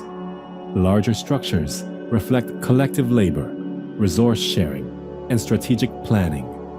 Quirky archaeological traces suggest that some communities coordinated building efforts, possibly using signals, songs, or designated roles. Historians still debate whether formalized leadership was required or whether cooperative instincts sufficed. A sudden rainstorm begins, and you notice the subtle genius of layered construction, overlapping hides, angled branches, and natural drainage. Early humans integrated observation of natural forces into shelter design. Quirky evidence includes incised marks on support poles, potentially for alignment, measurement, or assembly reference. Historians still argue whether such markings were utilitarian or symbolic. You watch a group constructing fire pits within their shelters, balancing heat, smoke, ventilation, and safety. Hearths and shelters co-evolve, optimizing warmth, cooking efficiency, and protection. Quirky finds indicate some shelters included small niches for storing food, tools, or water, anticipating needs beyond mere survival. Historians still debate the extent of foresight and planning embedded in these early designs. Nearby, a temporary structure is abandoned, leaving behind bundles of poles and scattered hides. Mobility is dictated by resources, season, and predator pressure. Quirky experimental reconstructions suggest that portability influenced shape, weight, and material selection. Historians still argue about the trade-off between durability and transportability in different ecological contexts. You notice subtle differences between shelters near water versus those on elevated ridges. Site selection incorporates flooding risk, wind exposure, sun direction, and access to resources. Quirky evidence suggests that orientation might have also aligned with celestial events or seasonal markers. Historians still debate whether such alignments were intentional or incidental. A child attempts to weave grasses into a mat, practicing skills that will support future shelter construction. These small acts blend learning, creativity, and survival preparation. Quirky finds from experimental archaeology suggest that children often contributed to maintenance, not just observation. Historians still argue how structured these teaching opportunities were. Nearby, a hunter tests a new type of hide lash, using it to reinforce the frame. Iteration and experimentation drive innovation in shelter design.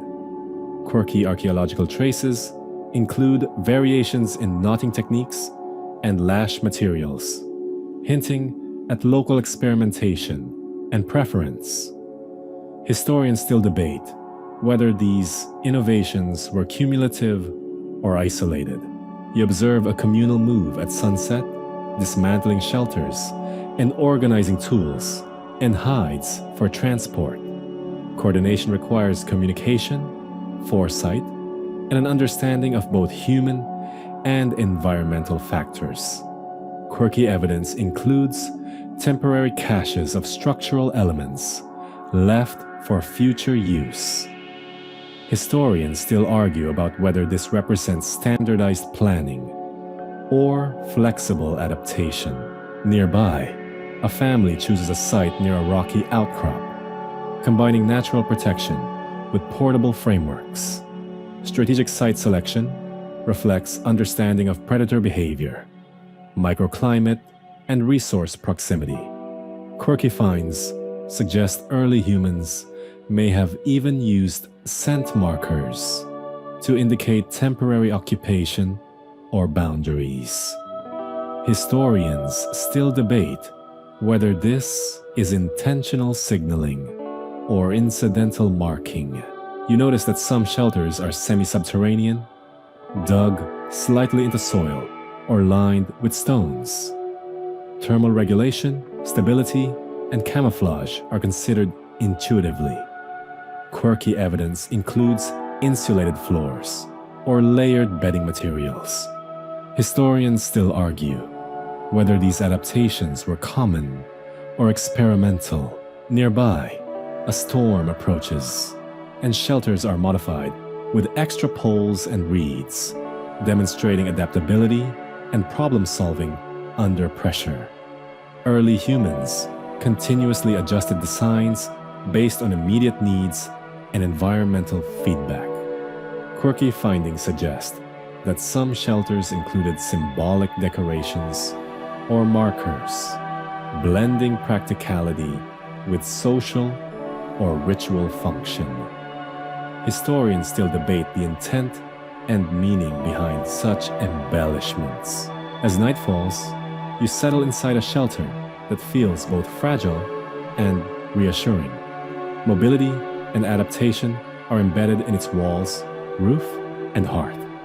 Quirky traces, from experimental lashings to choice of location, reveal early humans as skilled engineers, intuitive meteorologists, and social planners. Historians still argue about the balance between improvisation and tradition in shelter construction, but its role in survival and comfort is undeniable. You lie beneath the covering, listening to rain patter on hides and wind ripple across the forest. Each shelter embodies movement, adaptation, community, and foresight, a testament to the constant negotiation between humans and their environment, a delicate balance of ingenuity, mobility, and necessity. The first hints of dawn stretch across the valley as you follow a winding trail toward a neighboring group's camp. Exchange is in the air. Grains, shells, pigments, and tools being weighed, inspected, and negotiated. You probably won't survive long, thinking every resource is yours to hoard. So before we wander into the networks of early trade and exchange, take a moment to like the video and subscribe. But only if you genuinely enjoy what I do here. Don't forget to post your location and local time. It's fascinating to imagine how your surroundings intersect with these ancient economies. Now, dim the lights, maybe turn on a fan for that soft background hum, and let's ease into tonight's journey together. You arrive at the edge of a camp where early humans display raw materials, ochre stones, flint blades, and colorful shells. Bartering begins with gestures, vocalizations, and demonstration of quality. Historians still argue whether these exchanges were ritualized or purely practical, but the evidence shows an emerging system of social negotiation. Quirky finds suggest that some groups even counted or grouped objects in patterns, possibly as proto-currency or symbolic tracking. Nearby, a child hands over a small polished bone point in exchange for a handful of seeds. Trade is not limited to adults. Learning the give and take of resources is embedded from an early age. Quirky experimental reconstructions indicate that children might have played games mimicking adult exchange to practice negotiation skills. Historians still debate how much of this was structured teaching versus incidental socialization. You observe a group exchanging pigments for fish. Resources move across landscapes far beyond immediate gathering areas, implying knowledge of distance, travel, and supply. Quirky evidence shows that red ochre from certain mines ended up hundreds of kilometers from origin sites. Historians still argue whether these were individual initiatives, communal expeditions, or part of a wider social network. Nearby, a decorated shell changes hands, traded for a polished stone knife. Early humans assigned value based on utility, rarity, and symbolic meaning. Quirky observations include shells marked with incisions, possibly denoting origin, ownership, or trade value. Historians still debate whether symbolic value drove trade or emerged alongside practical exchange.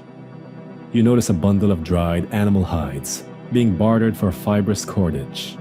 Exchange fosters interdependence, specialization, and knowledge sharing. Quirky findings suggest that certain objects, like exotic stones or pigments, functioned as prestige items, circulating as markers of status or alliances.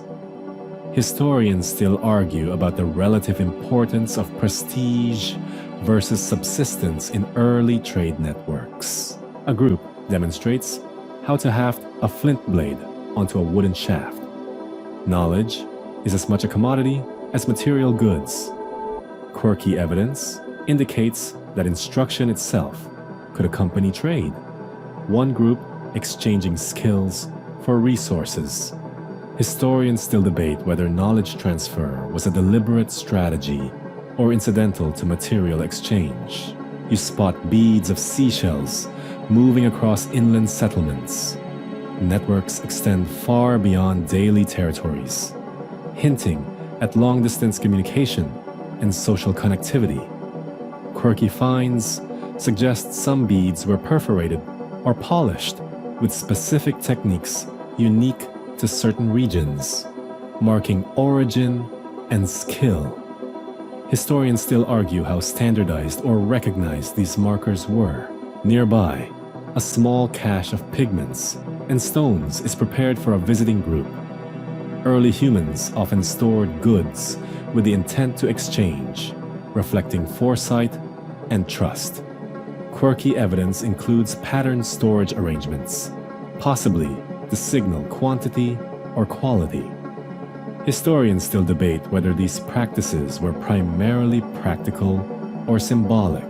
You notice the subtle gestures, vocalizations, and offerings that accompany trade. Nonverbal communication conveys trust, intention, and fairness. Quirky experimental studies suggest that even minor ceremonial acts, like tapping stones together or presenting items on leaves, reinforced social bonds. Historians still argue about the significance of ritual in pragmatic exchange. Nearby, a toolmaker accepts a bundle of seeds and returns a sharpened spearhead. Reciprocity is foundational, forming obligations, alliances, and mutual reliance. Quirky ethnographic parallels suggest that early humans may have used delayed reciprocation as a form of social credit. Historians still debate how formalized or informal these systems were. You watch a group exchanging food for pigments, timing it with seasonal abundance. Early trade is intertwined with mobility, climate, and ecological knowledge. Quirky evidence includes trade of resources not immediately useful, implying planning and storage. Historians still argue whether these exchanges were opportunistic or part of systematic strategies. Nearby, a necklace of shells and bones changes hands. Items with no direct survival utility gain social and aesthetic significance, hinting at symbolic economy. Quirky finds include engraved or painted trade items, possibly signaling affiliation or identity. Historians still debate whether symbolic value preceded or followed material scarcity. You notice directional markers carved into stones or arranged as cairns. Early trade relied on navigation, memory, and shared geographic knowledge. Quirky evidence suggests some markers indicated meeting points or exchange hubs. Historians still argue whether these markers were standardized or locally understood. Nearby, a small group demonstrates a flint knapping technique in exchange for hides. Skills, techniques, and knowledge circulate alongside materials. Quirky finds include demonstrative teaching sequences carved into rock faces, possibly functioning as mnemonic devices for trade skills. Historians still debate whether these were intended for outsiders or internal learning. You see a traveling group carrying bundles of exotic shells and minerals. Long-distance exchange promotes alliances and cultural diffusion. Quirky evidence shows items moving across regions that today are separated by hundreds of kilometers. Historians still argue whether this reflects coordinated networks or coincidental movement. Nearby, a dispute arises over the quality of an exchange tool. Conflict resolution, trust, and reputation become integral to trade. Quirky evidence indicates early humans may have implemented informal arbitration, with elders mediating disagreements. Historians still debate whether this represents proto-legal systems or simple social negotiation. You notice groups aligning exchange with ritual or seasonal festivals. Trade is not merely transactional. It intertwines with social cohesion, celebration, and display. Quirky evidence includes pigments or ornamentation reserved for exchange during particular events. Historians still argue whether ritualization precedes or follows economic necessity. Nearby, a group leaves behind items for visiting friends, signaling intent to trade upon arrival. Delayed exchange and strategic placement show foresight and anticipation. Quirky finds suggest the use of subtle signals, arrangements of stones, sticks, or pigments to communicate readiness or resource availability. Historians still debate how codified these systems were. You watch as the sun sets, casting long shadows over the camp.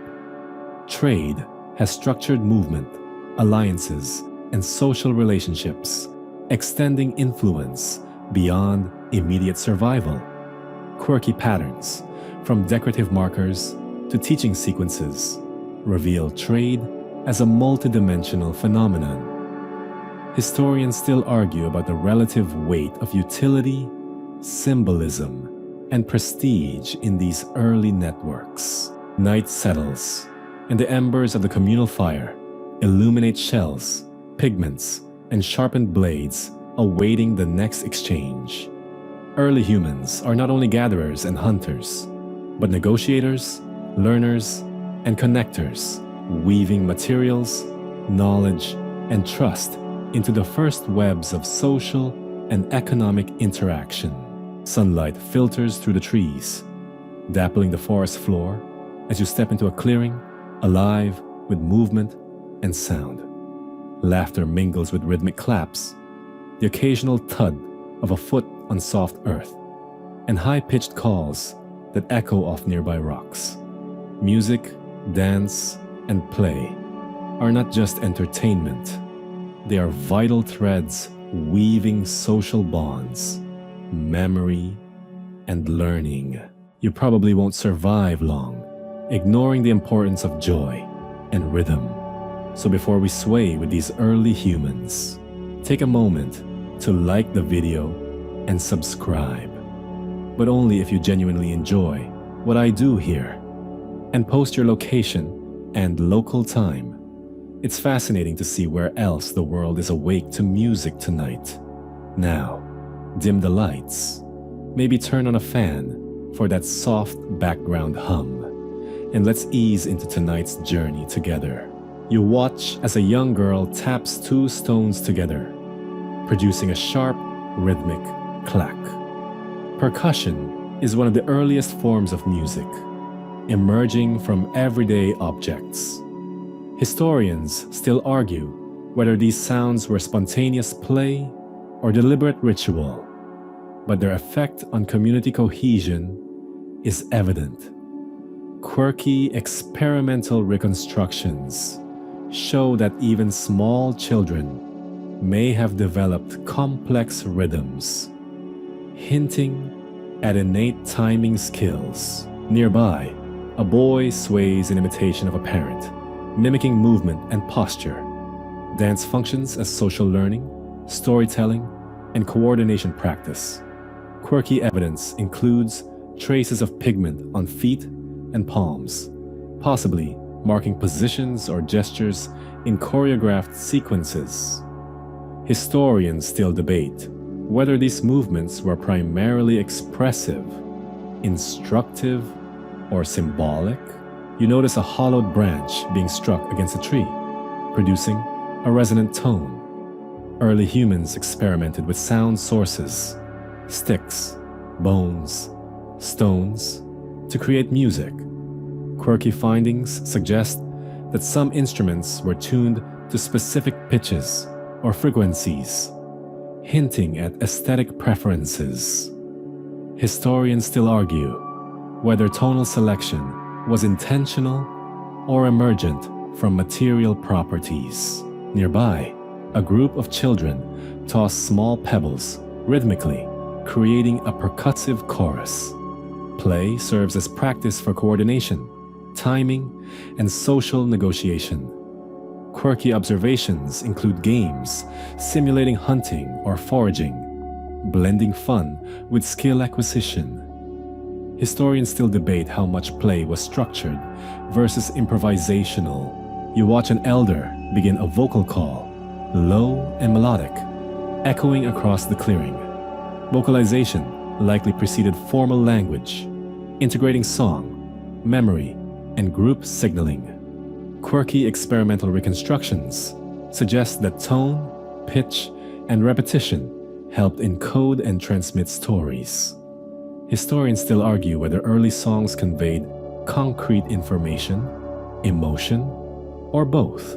Nearby, two adolescents engage in a mock hunting dance, stepping lightly, leaping, and mimicking animal behavior. Play and dance intersect with practical survival training, teaching stealth, agility, and timing. Quirky evidence includes footprints arranged in patterns suggestive of repeated practice.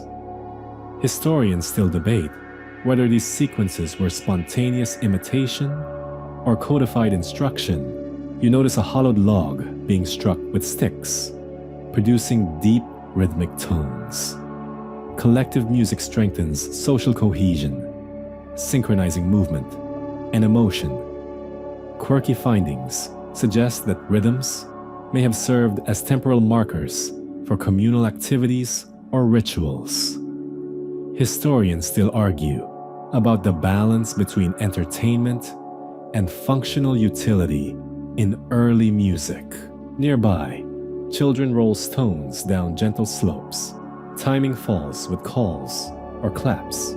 Play incorporates cause and effect learning, spatial awareness, and predictive skills. Quirky evidence includes intentionally marked slopes or channels for repeated experimentation. Historians still debate whether such designs reflect deliberate planning or happenstance. You watch as the group circles a small fire, swaying and clapping in unison. Dance reinforces unity, signals affiliation, and transmits cultural norms. Quirky ethnographic parallels show that even subtle gestures, hand waves, foot taps, can encode complex social meaning. Historians still argue how standardized these symbolic movements were.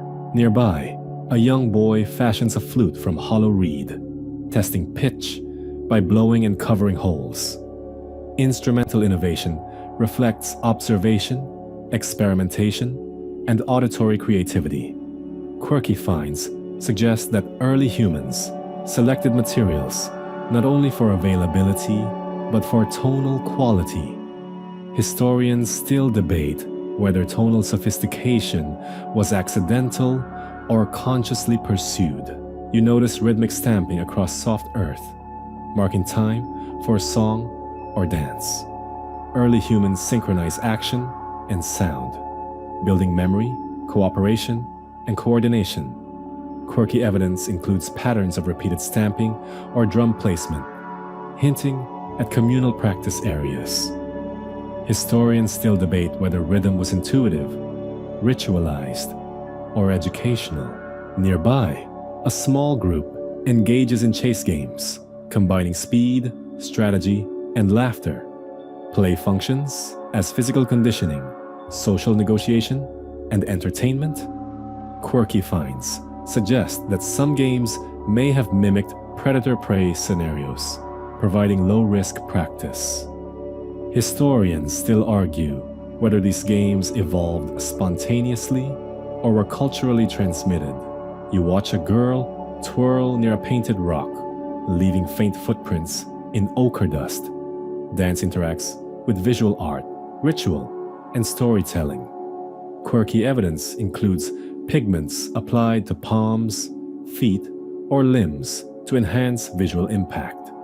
Historians still debate whether these gestures were symbolic, decorative, or purely playful. Nearby, a group experiments with clapping patterns and vocalizations in a call and response sequence. Cooperative music teaches timing, attention, and social structure. Quirky observations suggest that such sequences could encode messages, stories, or instructions. Historians still argue how much meaning versus rhythm dominated early vocal music. You notice children weaving simple costumes from leaves and fibers, enhancing performance and narrative. Play merges creativity, identity expression, and social bonding. Quirky finds indicate early humans may have used these items for festive, ritualistic, or playful purposes. Historians still debate whether ornamentation was incidental to play or intentionally communicative. Nearby, a boy jumps between stones, timing landings to accompanying claps. Physical play reinforces balance, coordination, and spatial awareness. Quirky experimental studies suggest these movements mimic hunting or obstacle navigation.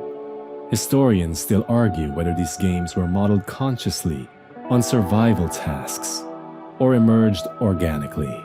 You watch elders chanting simple melodies, accompanied by percussive sticks.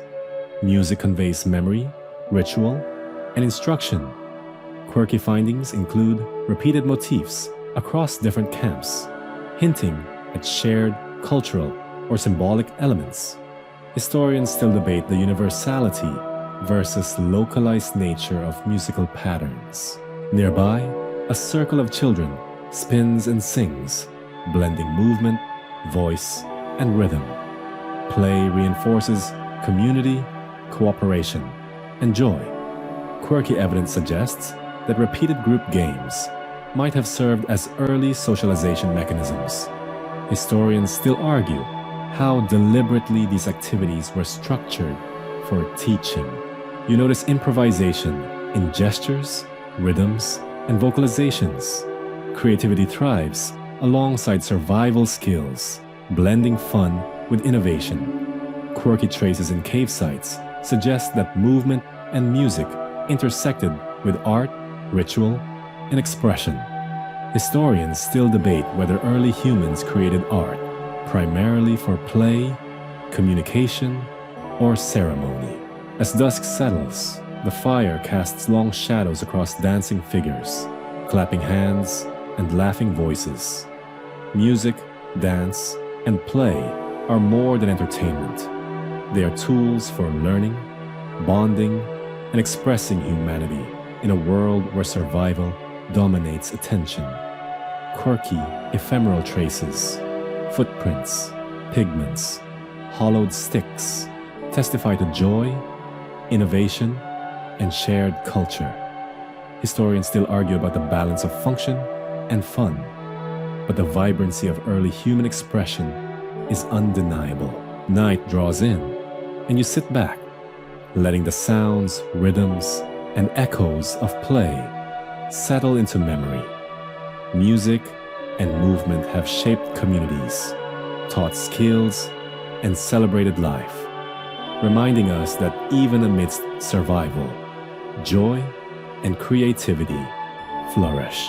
The first pale light of dawn brushes the horizon, revealing frost on low-lying grasses and a thin mist curling over the river.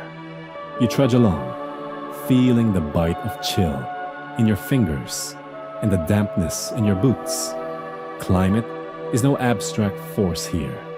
It's a daily negotiator of survival, shaping movement, food availability, and shelter choices.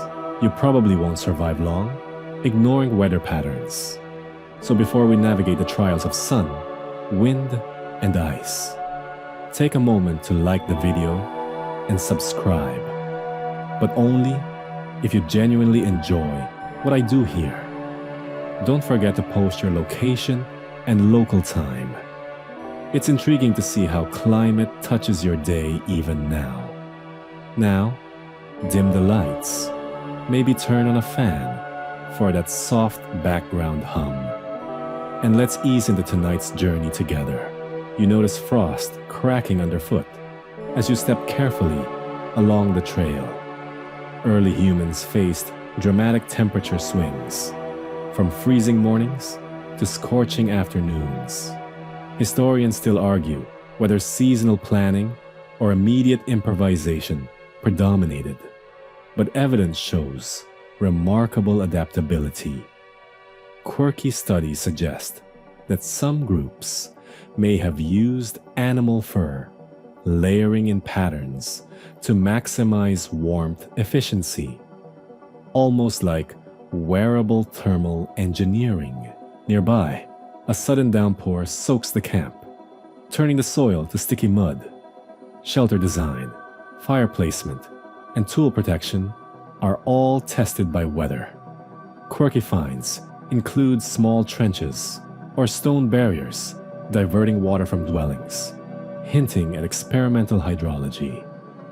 Historians still debate whether these modifications were instinctive communal knowledge or early engineering principles. You trudge along a river swollen with spring meltwater. Waterways provided resources, but flooding posed dangers. Early humans had to anticipate seasonal flows, sometimes relocating camps for weeks or months. Quirky evidence suggests that some groups used elevated platforms or temporary rafts to access resources safely. Historians still argue whether these strategies were widespread or localized adaptations. Nearby, the wind gusts, rattling the framework of a lean-to. The choice of orientation, materials, and anchoring methods reflects deep observational knowledge. Quirky archaeological traces include stone weights and angled branch placements, showing early experimentation with aerodynamic shelter design. Historians still debate how standardized these practices were among groups separated by distance and ecology. You see frost-dusted berries along a low bush. Cold snaps affect not only shelter and clothing, but also food availability, forcing humans to adapt foraging strategies. Quirky ethnobotanical studies suggest that early humans may have developed preservation methods, drying, burying, or freezing to extend seasonal resources. Historians still argue whether these techniques were widespread or situational improvisation. Nearby, a thunderstorm erupts, lightning streaking across the sky. Fire management becomes critical. Wind, rain, and cold all threaten warmth and cooking. Quirky evidence includes hearth arrangements designed to shield flames and maintain consistent heat. Historians still debate the degree of foresight versus reactive management in early fire strategies. You notice subtle ice crystals forming along the riverbank. Cold conditions influence mobility, tool use, and foraging patterns. Quirky experimental reconstructions suggest that some groups may have used animal skins or plant layers as temporary insulation for tools and food. Historians still argue whether these were deliberate protective measures or incidental effects of resource use. Nearby, a scorching midday sun beats down as snow melts into puddles. Temperature swings challenge clothing and hydration. Quirky finds include reversible or multi-layered attire made from different hides, demonstrating functional flexibility. Historians still debate whether such designs were intentional experimentation or incremental evolution. You trudge up a slope where permafrost has thawed irregularly. Terrain changes caused by climate, erosion, thawing, and mudslides force constant assessment of route safety. Quirky evidence includes trail markers or temporary walking paths, suggesting early humans negotiated environmental unpredictability actively. Historians still argue how much planning versus improvisation dictated movement. Nearby, a dry, cracking earth signals a drought cycle. Water scarcity forces mobility, careful resource allocation, and risk assessment. Quirky findings include small cisterns, carved basins, or temporary reservoirs used to collect and store water. Historians still debate whether these reflect emergent technology or opportunistic improvisation. You notice migratory patterns of animals shifting with the season. Prey movement, plant cycles, and predator behavior are all climate dependent. Quirky studies suggest early humans may have used predictive cues, like plant blooming or bird calls, to anticipate seasonal shifts.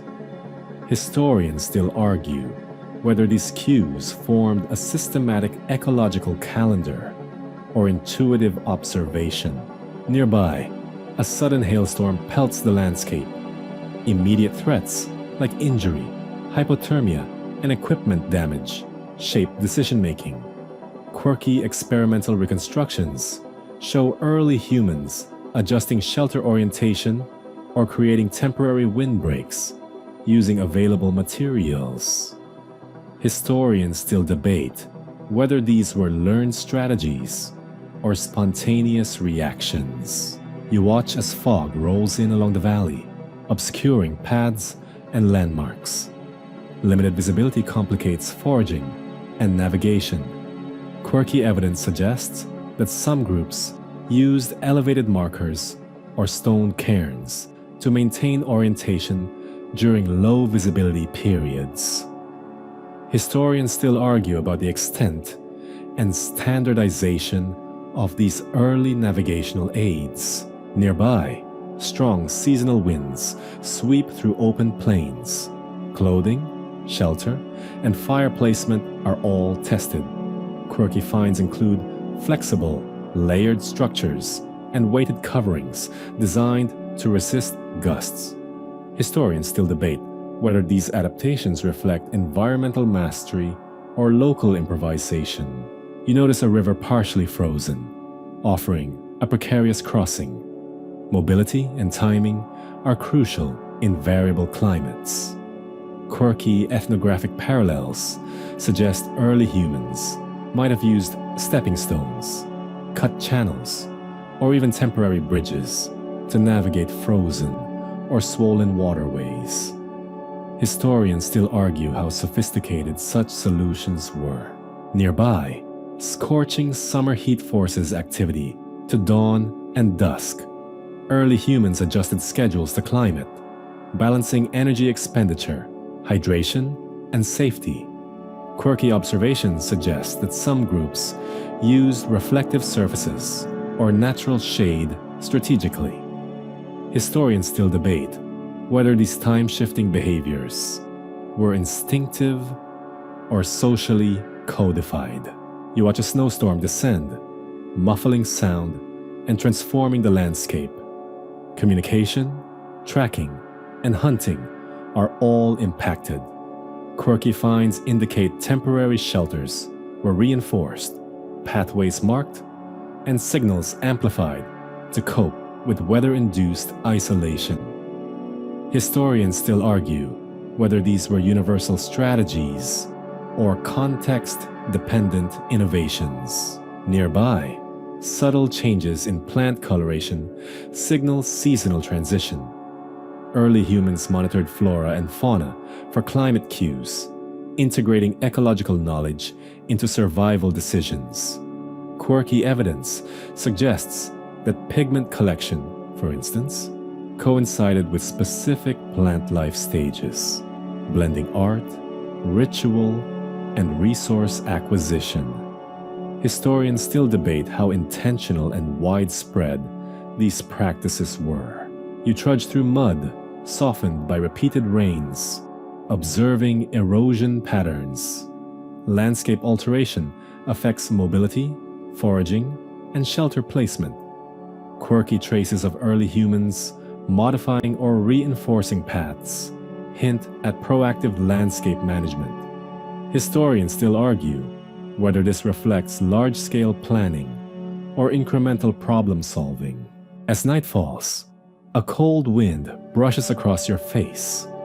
Early humans adapted to climate challenges through mobility, foresight, and experimentation. Quirky traces, from layered clothing to improvised shelters, temporary water storage, and navigational markers, highlight ingenuity under pressure.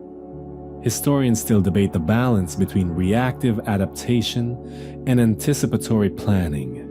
You huddle near a fire, listening to wind and rain, reflecting on the resilience embedded in every movement, tool, and shelter. Climate is an unrelenting teacher, shaping survival, social structure, and knowledge in ways both subtle and profound, leaving traces of human ingenuity across the landscape. The sky deepens into a violet dusk as you settle onto a mossy bank, watching the last light shimmer across the water. Today's journey through survival, discovery, and connection hangs in your mind like the final notes of a long song. You probably won't survive long without remembering these lessons.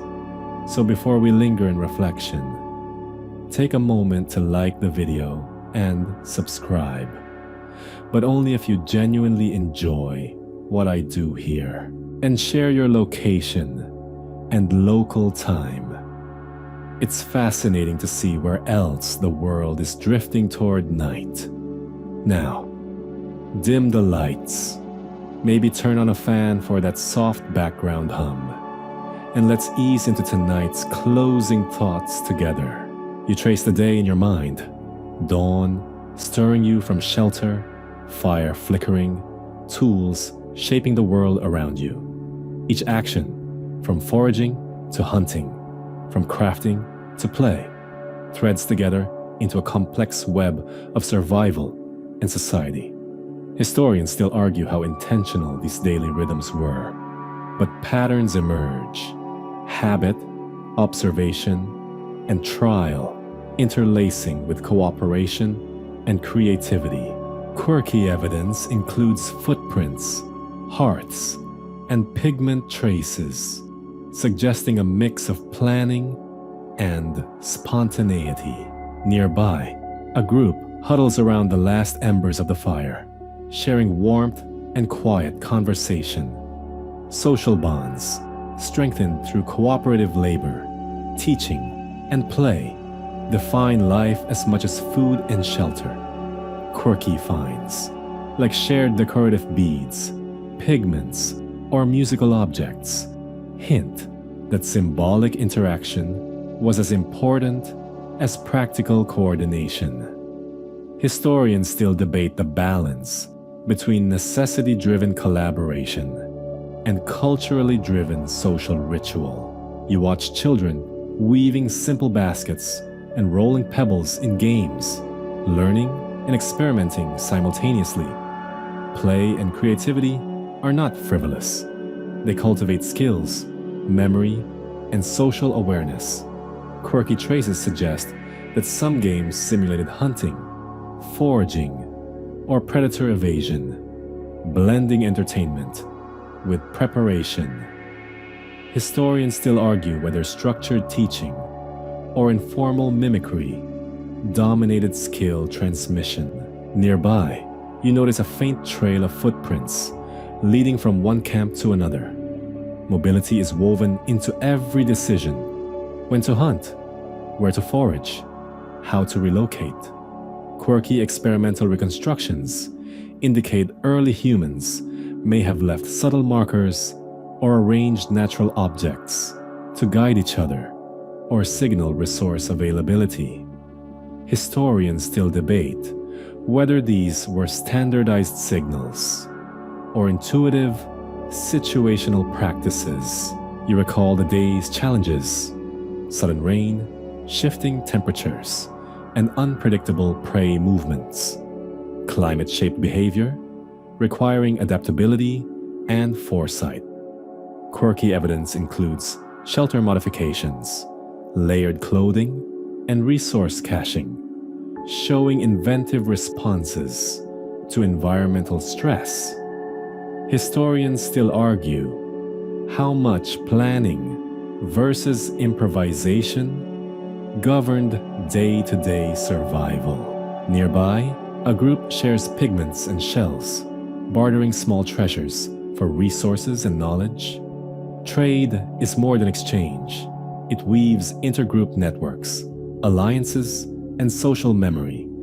Quirky observations suggest symbolic value sometimes exceeded practical utility, hinting at early concepts of prestige and cultural identity.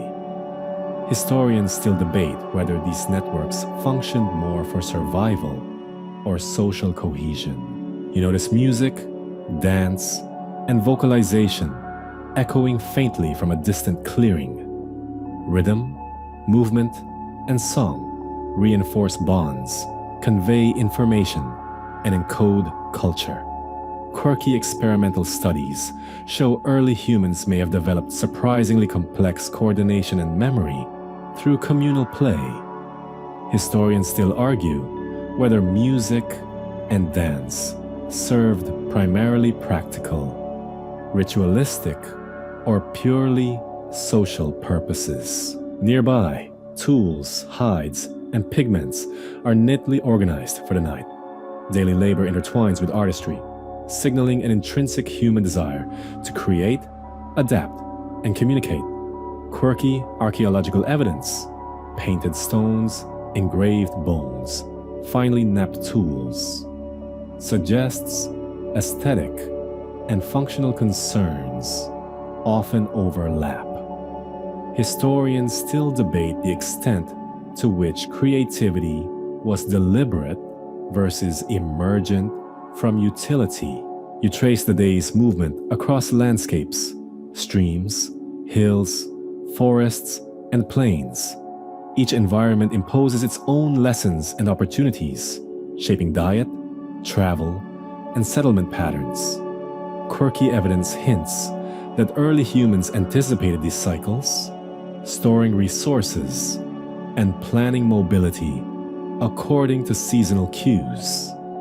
Historians still argue whether these strategies reflect systematic calendars or intuitive observation. Nearby, embers glow beneath a shelter you recognize from morning, reminding you of human ingenuity, resilience, and adaptability. Shelter, fire, and tools are not merely survival, they are extensions of intelligence, experience, and community. Quirky finds, such as temporary frameworks, marked hearts, or layered bedding, reflect sophisticated, flexible problem solving.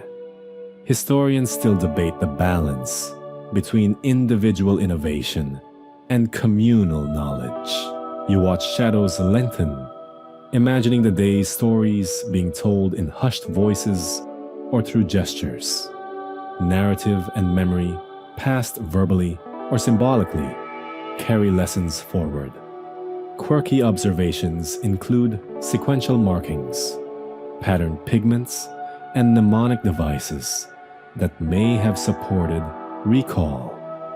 Historians still argue about the prevalence and method of these early communication systems. Nearby, the camp settles into a quiet rhythm, the air heavy with evening scents of smoke, earth, and wet foliage. Community, cooperation, and culture permeate every action. Quirky traces suggest that shared ritual, music, and play were integral to survival, not optional luxuries. Historians still debate how these cultural expressions shaped decision-making, hierarchy, or alliance networks. You feel the fatigue and satisfaction of a day lived fully in touch with the land. Observation, learning, and adaptation have been constant companions. Quirky evidence, from art to toolmaking to rhythmic patterns, reveals humans as not only survivors, but innovators, teachers, and performers. Historians still argue whether these capacities were universal or regionally variable. Nearby, the night sky unfolds, stars emerging as guides, markers, and perhaps sources of wonder. Navigation, orientation, and memory link the cosmos to daily survival. Quirky finds include astronomical alignments in settlement patterns and symbolic art. Historians still debate whether these observations were practical, ceremonial, or both. You trace your hands over tools, remembering each activity: cutting, scraping, pounding, shaping. Each gesture is both functional and expressive, merging necessity with personal and social meaning. Quirky traces suggest that early humans often imbued functional objects with aesthetic or symbolic significance. Historians still argue about the degree to which artistry influenced survival strategies. Nearby, firelight flickers on pigments and hides, a quiet testament to creativity interwoven with pragmatism. Early humans balance adaptation, imagination, and expression daily. Quirky patterns, from symbolic beads to painted stones, hint at emerging cultural sophistication. Historians still debate how integrated these practices were into communal life. You notice the subtle calm after the day's activity, the way breathing, light, and shadows interact in the camp. Reflection and rest are as critical as action.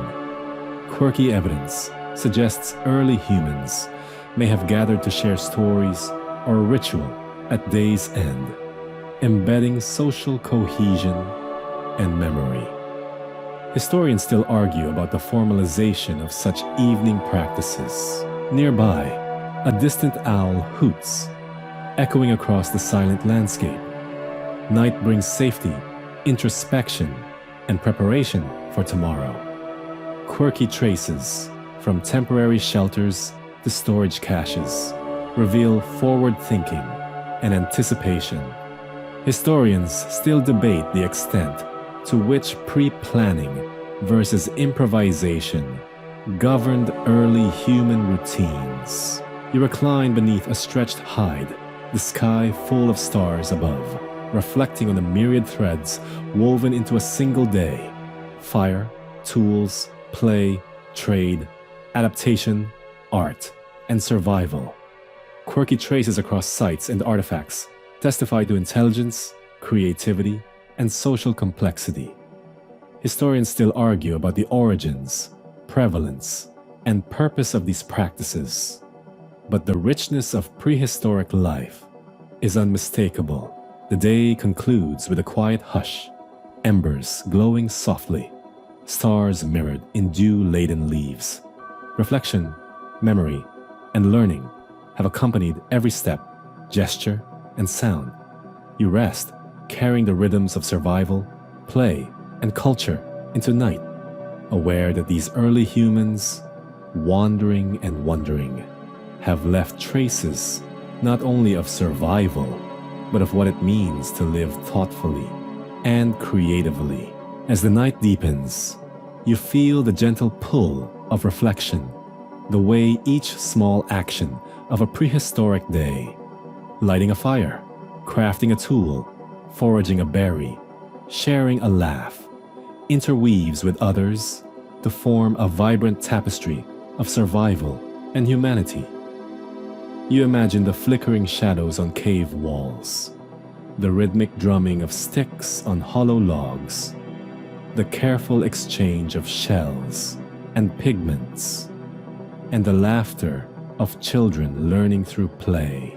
Each movement, sound, and object carries meaning, memory, and connection, revealing the ingenuity and creativity that allowed humans not just to endure, but to thrive.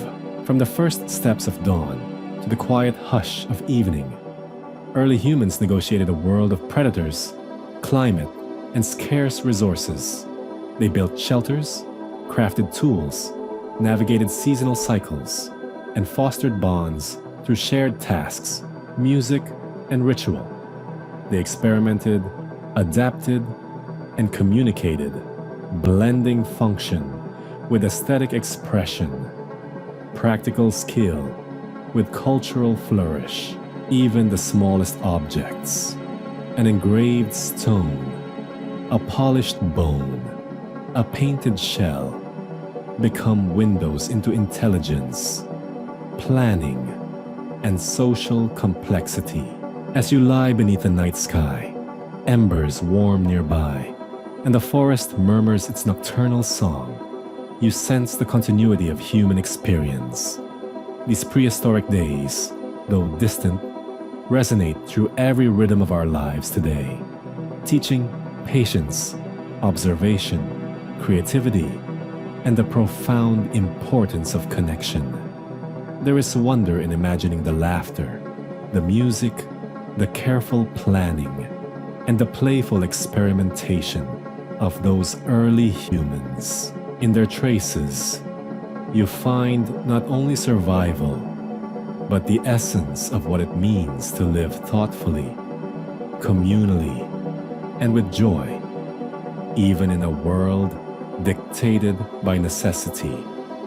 Sweet dreams.